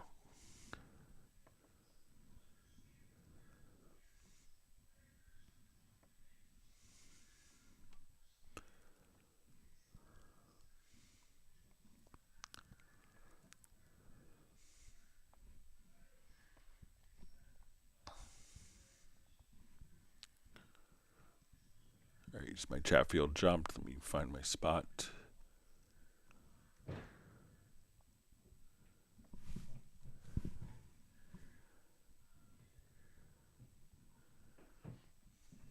All right, so we see from DL White, it says, I think I'll do the old delete the preferences, Mac check UR44 app says no device found. This is new app is version 2.3.0. Looks like your UR app is different, newer. So mine could be because I'm running a URC. Also, make sure that you have, check to make sure that you have, like, if you go into your Mac, it's kind of an annoying thing, but if you get to like your system preferences into security, you may have to give, if you go into your security settings, if it's like, check also if you go to microphones, make sure that Cubase is enabled here. For some reason, Mac OS is a security measure. You may get asked if you want to use the microphone with Cubase, and it's not the microphone, it's all audio input. So check the security settings on your Mac and make sure that you have Cubase 14 enabled to be able to use the microphone as well. So when goofy stuff happens, it could be a Mac OS permissions issue where it's not granting or it's blocking for security reasons. It's incredibly annoying to me.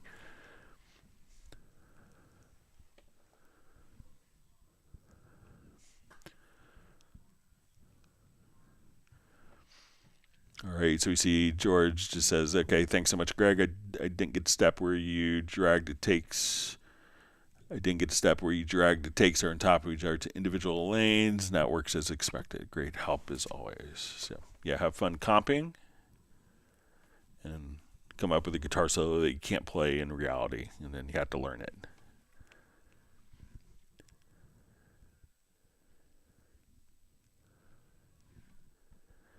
All right, so Bratman Studio from Whittier, California says comping layers with the comp tool is freaking awesome. Love learning something new. Hate not knowing something so simple.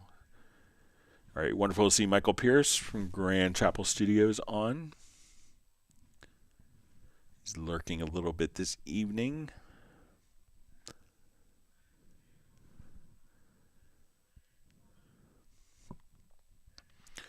All right, and we see George just saying he now knows that recording on top of each other in the first place is easier when it comes to the workflow. Next time he'll do exactly that. So.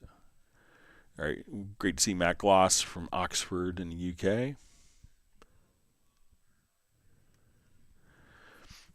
All right, Michael B asks, is it possible to have a shortcut for VST instrument to open one? So if we have, I'll just add a couple instrument tracks here. Okay, so let's make this backbone. I'll add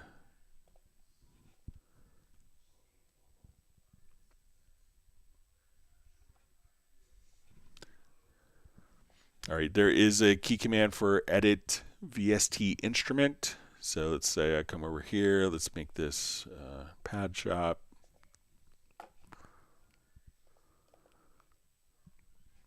I'll add another one for retrolog.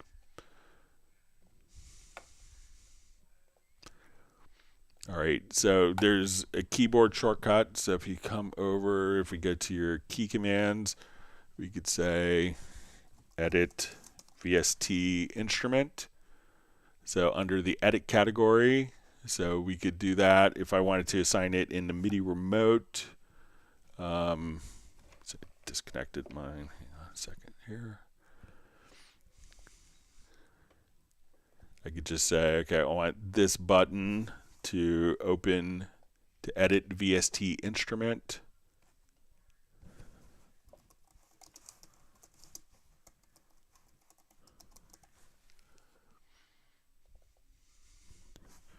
So now anytime that I'm on an instrument track, I could just say, okay, I'm on this. If I assign the button this time, that would be helpful. Sorry, operator error.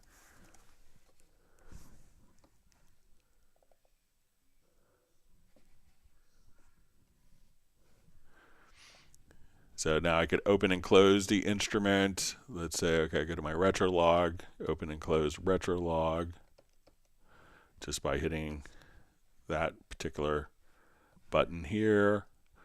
Let's go to backbone, open that, Hallian 7, open and close, etc. So use the edit VST instrument command, and you could just simply have that triggered.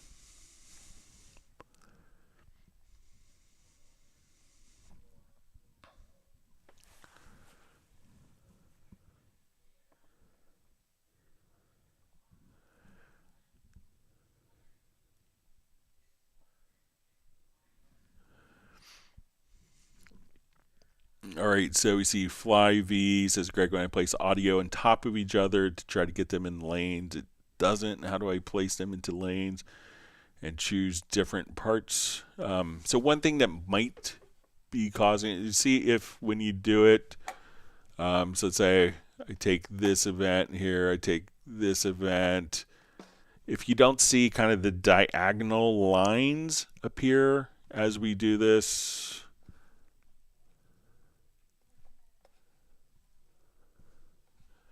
so it could be a preference. So sometimes there is a preference. You go to preferences to editing to delete overlaps.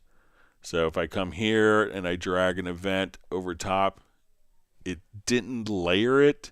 It just deleted the event. So but when we have that preference. So if you don't see the vertical lines, make sure that under editing you don't have delete overlaps enabled. So now I can just come over here and overlap these events. We could go to the lanes, so we could show the lanes, and then we could just kind of take each one of the layers and move them to, or drag the audio from the project window. As we do this, it'll just add a lane for every time we drag an event over.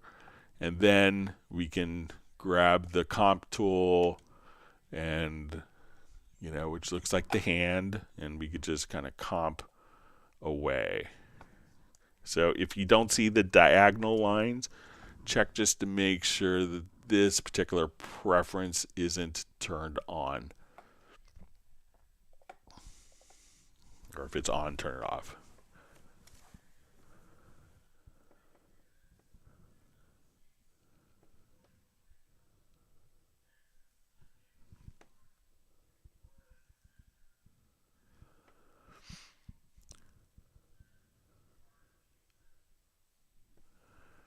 All right, so you see Matt Gloss asks question, can you please demonstrate the simplest way to extract audio from a video file and harmonize this track to a third and a fifth above whilst keeping all in key?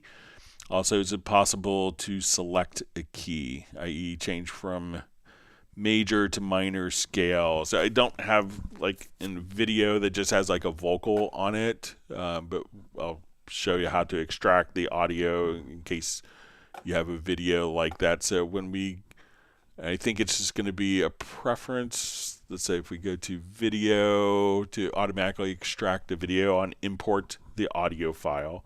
So that's the default behavior for the preferences or settings. So when I go to import an audio file here, or import a video file rather, so I go to import the video file and we look, come here, so the video file is inputted, and let me just, I think I may have disabled the preference, so let's do it on a new project here just to show. So import.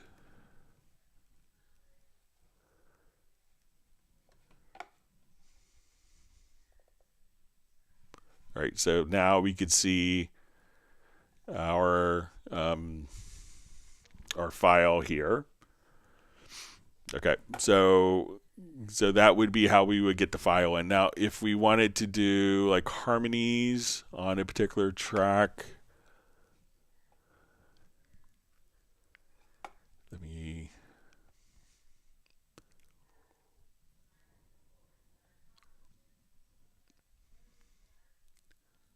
see. I guess we could try this one. All right, so let's say, we have a chord track here that we extracted.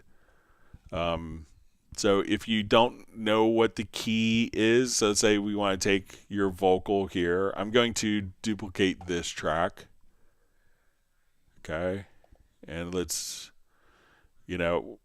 so one of the things, if you don't have the chords, if you had the chords, we could do kind of automatic harmonies. If you know what the chords are by any chance and you enter them in the chord track.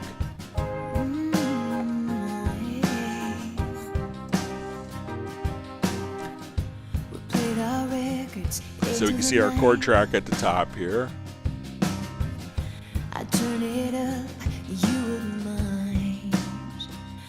Up until now, that was okay. So let's say I want to take like that last phrase there, kind of from the D flat to the E flat chords.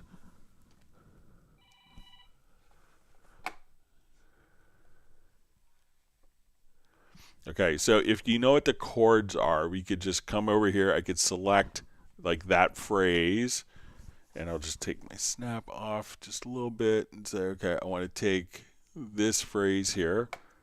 You wouldn't mind. Let's say, okay, we'll just take that phrase, and then we could go to our audio, because we know what the chords are here. We go to audio and we're going to choose generate harmonies. So we'll go to audio and then we can just say generate harmony voices. All right, so now as we listen to it, I'll just kind of bring the volume down on these particular tracks a little bit. Up until now, records into the night. I turn it up, you wouldn't mind. Up until now, that was okay. Guess all along So we I could was do the harmonies just like that. Now, if you don't have the chord track, what you could do is let's come into our VariAudio editor. So you may want to duplicate a track here. So let's duplicate this vocal track, and I want this to be a separate audio file. So an easy way to do this is go to your audio menu, and we're going to render this as an audio file by going to the bounce selection. You may get asked if you want to replace the events. We'll say yes.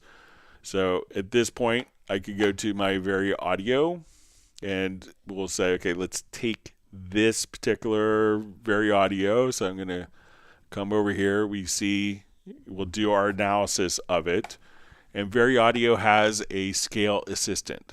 So it could actually just do an analysis and say, okay, we want to, we could use the chord track or we could actually just come over here and say, okay, we want to use the editor scale. So it could give us kind of suggestions and say, okay, or we could choose to use the chord track if we wanted to, but this could do an analysis of it. And we could say, okay, I want to quantize the pitches of the audio. Now I could come here and we could say, okay, we're going to do an analysis of this.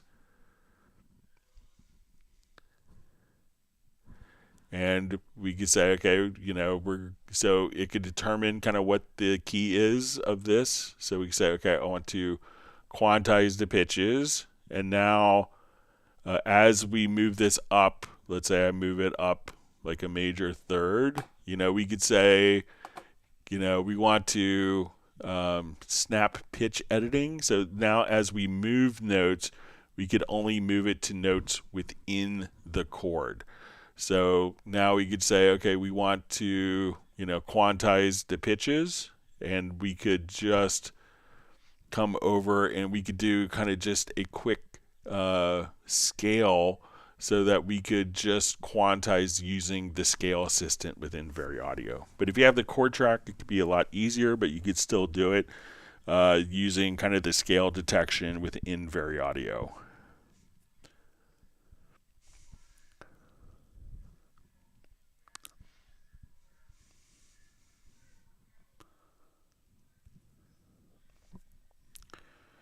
I just see from DJ Ride says in Howling in 60, arpeggio category was there, but I'll try to create my own. So I'll take a quick look through it some more and see if I could get a better answer on it for Friday.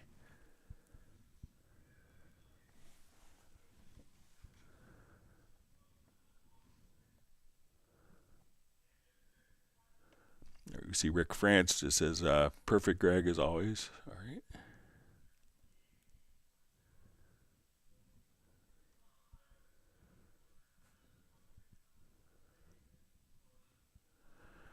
All right, Mark Rabin asks, Greg, is there a way to see how many hours you've logged in Cubase? I know that there is a VST3 plugin. I think it's HOFA, H-O-F-A, has a plugin that you could put in the project that just functions as like a timer, so you could see how long you've worked on a particular project for time. So I know some people use that to figure out billing and how much they charge clients. So you could utilize something like that, but that's the only way I know to kind of see how long you've been in a particular project. And I think it's free. So.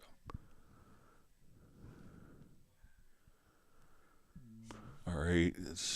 Thanks for all the great questions today.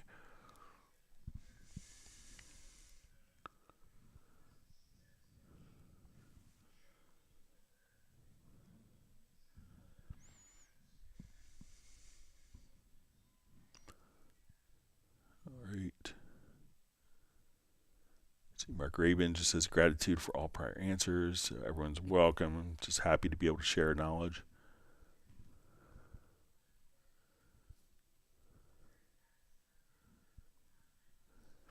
All right, so we see Matt Gloss. One further question: how do I create a macro to implement the creation of harmonizing a track? So, if you have the chord track, again, just go to your audio menu to generate harmony voices.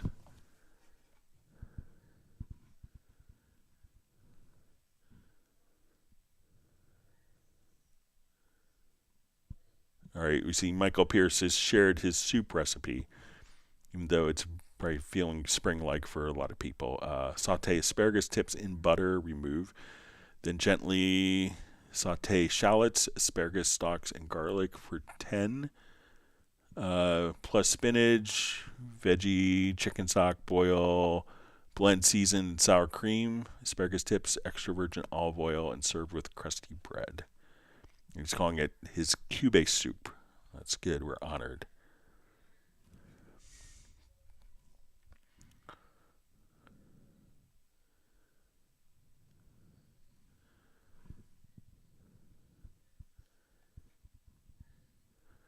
All right, so you see Matt just says, thanks, Greg, for the great explanation regarding use of VariAudio and implementing harmonies with big thumbs up. You're welcome.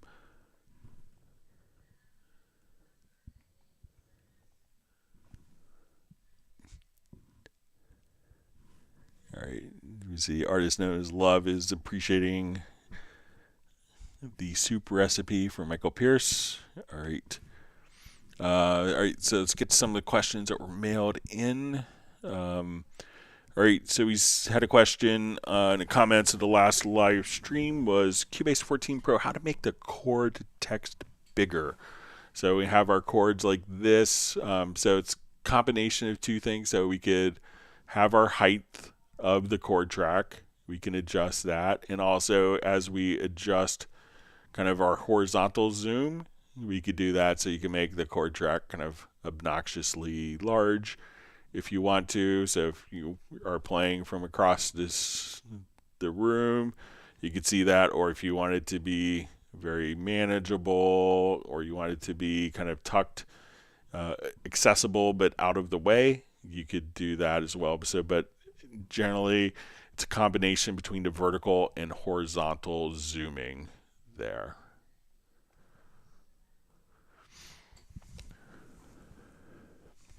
All right, I think we covered that question in the live stream.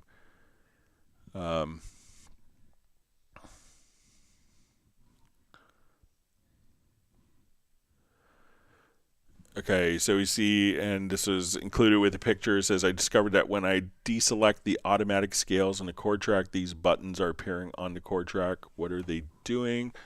All right, so let's say if we have our scales shown here, so let's say, okay, we're looking at this, and I think it might have been like when we look, and it might be when we're in like the chord assistant. It looked like maybe it was in the chord assistant. So let's say if I add a chord here that we see kind of like,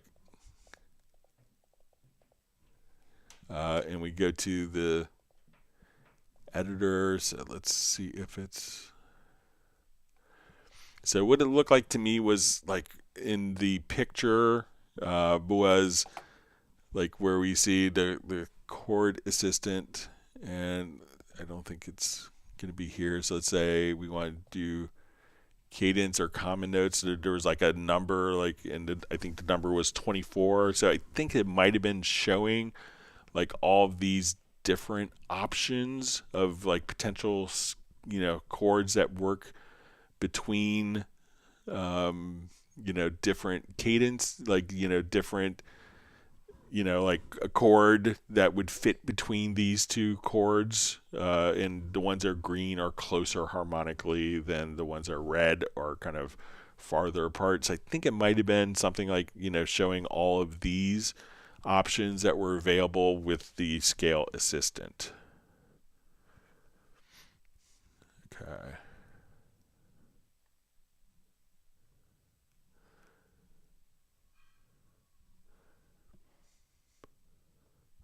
All right, so we see question. Hi, Greg. After installing the Steinberg software on my new shiny tiny M4 Pro Mac, this has been popping up occasionally when I open up a Steinberg app. It says an e-licenser problem occurred.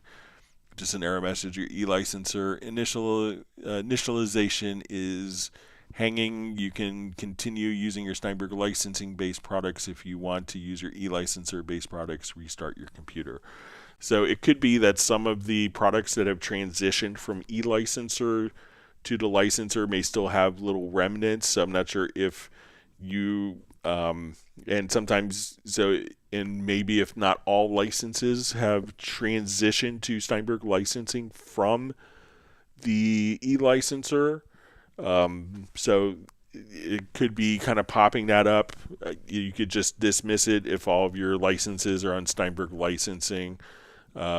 Then you don't have to worry about it.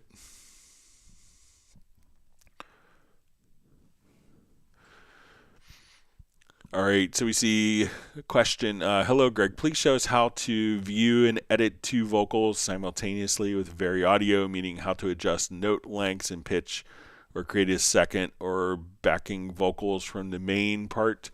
All right, so when we're in VeryAudio, what we, things that we could do is I could select multiple events, and I'll just hit Command E. So we have, or Control E. So, and as we come over here, we could just kind of switch between like our different parts. So let's say, okay, I want to take like these harmonies that we created, and let's go to, so now we'll just come over, let's say, to our sample editor. And now that we're here, we could see, all of our different parts. So we can see kind of the soprano harmony, and we could see these. Now, these don't necessarily, these are still kind of treated independently. We could choose we could choose different colors for our voice. I could move different elements. I could say, okay, if we are editing a harmony part, okay, maybe I want this to be stretched out more, but it's not really going to be where, if we have two vocal recordings, they're going to require different pitch correction for each take, so it's not like, if you're duplicating a lead vocal, you don't have to have separate pitch editing on the duplicated vocal because you're using the same audio source. If you're working with like two or more recordings, each pitch, it's not like you could copy the pitch settings from one and have it applied to the other recording, because if one note was a little flatter than the other, then the pitch correction is not going to work. Now, if you wanted to you could adjust the rhythmic values here. And again, it's just kind of selecting the events. But a lot of times, if you find yourself, let's say, if different events are out of time, if we go to like let's say if I come here and let me just zoom in more, and I'll just put this into free warp mode. So let's say rhythmically, we notice that these different events are out of time, and we need these to be more rhythmically aligned to the audio. What you could do is say, okay, I want to take this file, and you could do the audio alignment, right? And then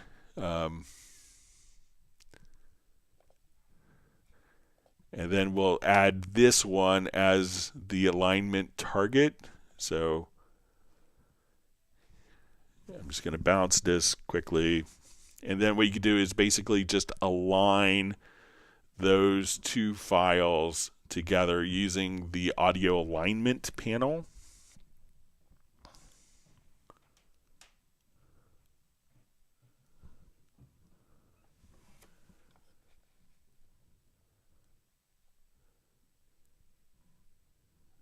Let's see if this is going to cooperate or not.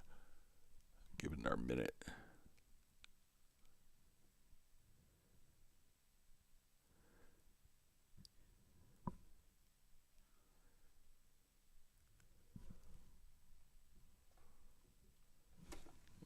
So I'll just terminate it real quick. Might come back, but all right. So I'll just open up Cubase. I'll show the alignment in a different tool here.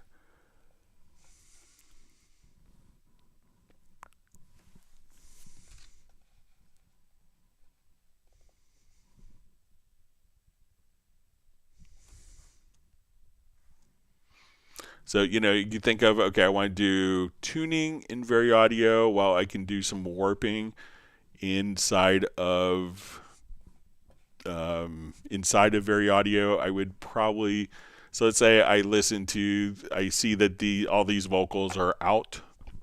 So I'll come over here, let's add this track as a target, and we could add this track or that track, the first track as the reference, the other selected tracks as targets, and I could say align audio, and then we could just have those different events immediately align rhythmically with each other. So for the alignment, if you have stuff that's like rhythmically out of time, probably the audio alignment will get you like 99% there. And I would use that in lieu of VariAudio and do VariAudio for pitch correction and audio alignment for kind of timing correction between multiple events. All right, we have a question. I need someone who understands Cubase better than anyone. I've been Googling and searching YouTube for this for a while, but nothing works so far. Hopefully you can help me out. I've got a MIDI CC controller, the choice sauce. First of all, the fader box has no power button, so I always have to disconnect the USB cable from the fader box and reconnect it to get it to work. I have to do this before each and every session. In the long term, this will damage the cable or the port on the box. I don't know. I don't disconnect it from my PC. Secondly, when it's connected, Cubase freezes within 2 seconds after touching the fader. Then I disconnect the fader box again, and Cubase shows everything that should have happened while it was frozen. When I reconnect the fader box, it seems okay for a few seconds, and then it freezes again. I've contacted Choice Sauce for this. They said, please check that Cubase is not transmitting any information to the faders. It could be that you have a MIDI loop causing the app to freeze up. I don't know what to do with Cubase 14 or any other version, and even if I do, I wouldn't know how to make it stop transmitting to the faders. I asked them, but they don't give me more information about that. The only reply I got was delete your preferences. The only thing I changed in my preferences is to have maximum character for track names. It doesn't make any sense, but okay, so I did, and it doesn't seem to fix the problem. Do you have a solution for this? All right, so one of the things you could do is maybe if you come over here to your MIDI port setup, we can so try to, where it says in all MIDI inputs, try to uncheck that for the choice sauce driver. So you could do that. This to me sounds more like a USB power issue. So I'm not sure. I think you mentioned that you're connected to a hub. So see what happens if you could have much different like USB power, because while the faders aren't motorized, it can still draw a lot of power if you have extensions, which is kind of typical in a project studio or home studio setup. That the extensions, like a USB extension, you may lose power, and if you have it with other MIDI controllers. So I would investigate if you got a powered hub, if that made a difference. I'm kind of thinking, because like sometimes I see results of what you described when people get like a hard drive and they connect it, and it takes a certain amount of power to spin the drive or to get the light to turn on, and you have an LCD display and a choice sauce.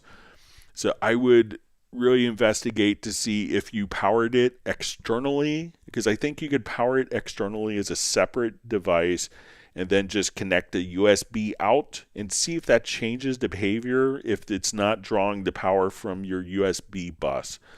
And then, if it works as expected with just a MIDI output, at that point, I would maybe get a more like a hub that has more power associated, like a powered USB hub. But I think you're going to find it could be a USB power issue. All right, let's go back to live questions. We got a couple minutes left. Thank you for all the great questions. And if you want to send questions in advance, you could send it to clubcubase@steinberg.de.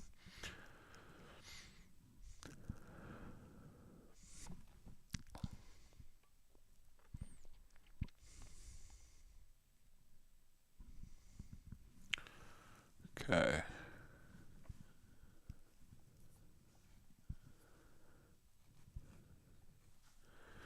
All right, Michael B. asks, can I add a specific instrument track with a shortcut? So I haven't found a way to say, hit this button and load this particular plugin. You could save it as track presets that you could call, but it's not going to load it, with a track preset with a specific plugin instantiated or a specific instrument. So I've asked for it, and I will keep asking and advocating for it.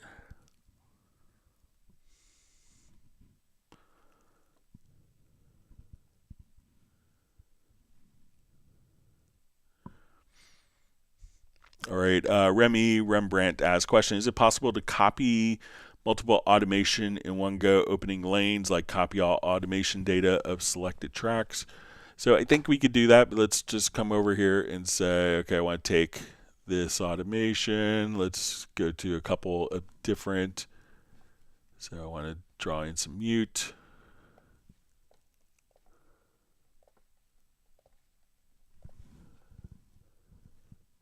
But I think the tricky part is then you have to have kind of, when you paste the automation, for it to be kind of relevant. So let's say if I come here, let's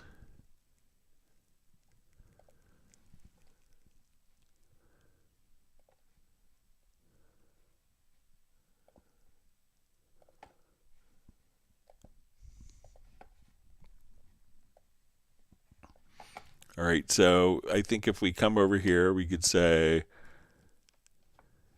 copy all automation. So let's say I want to go to selected track.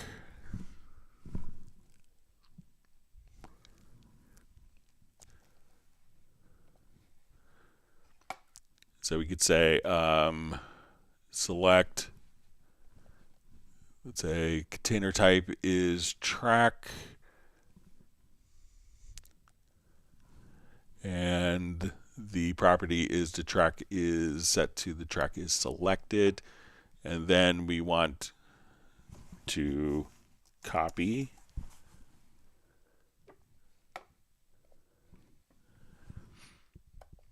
All right, so now we can, okay, and let's say we want it to be media type is automation.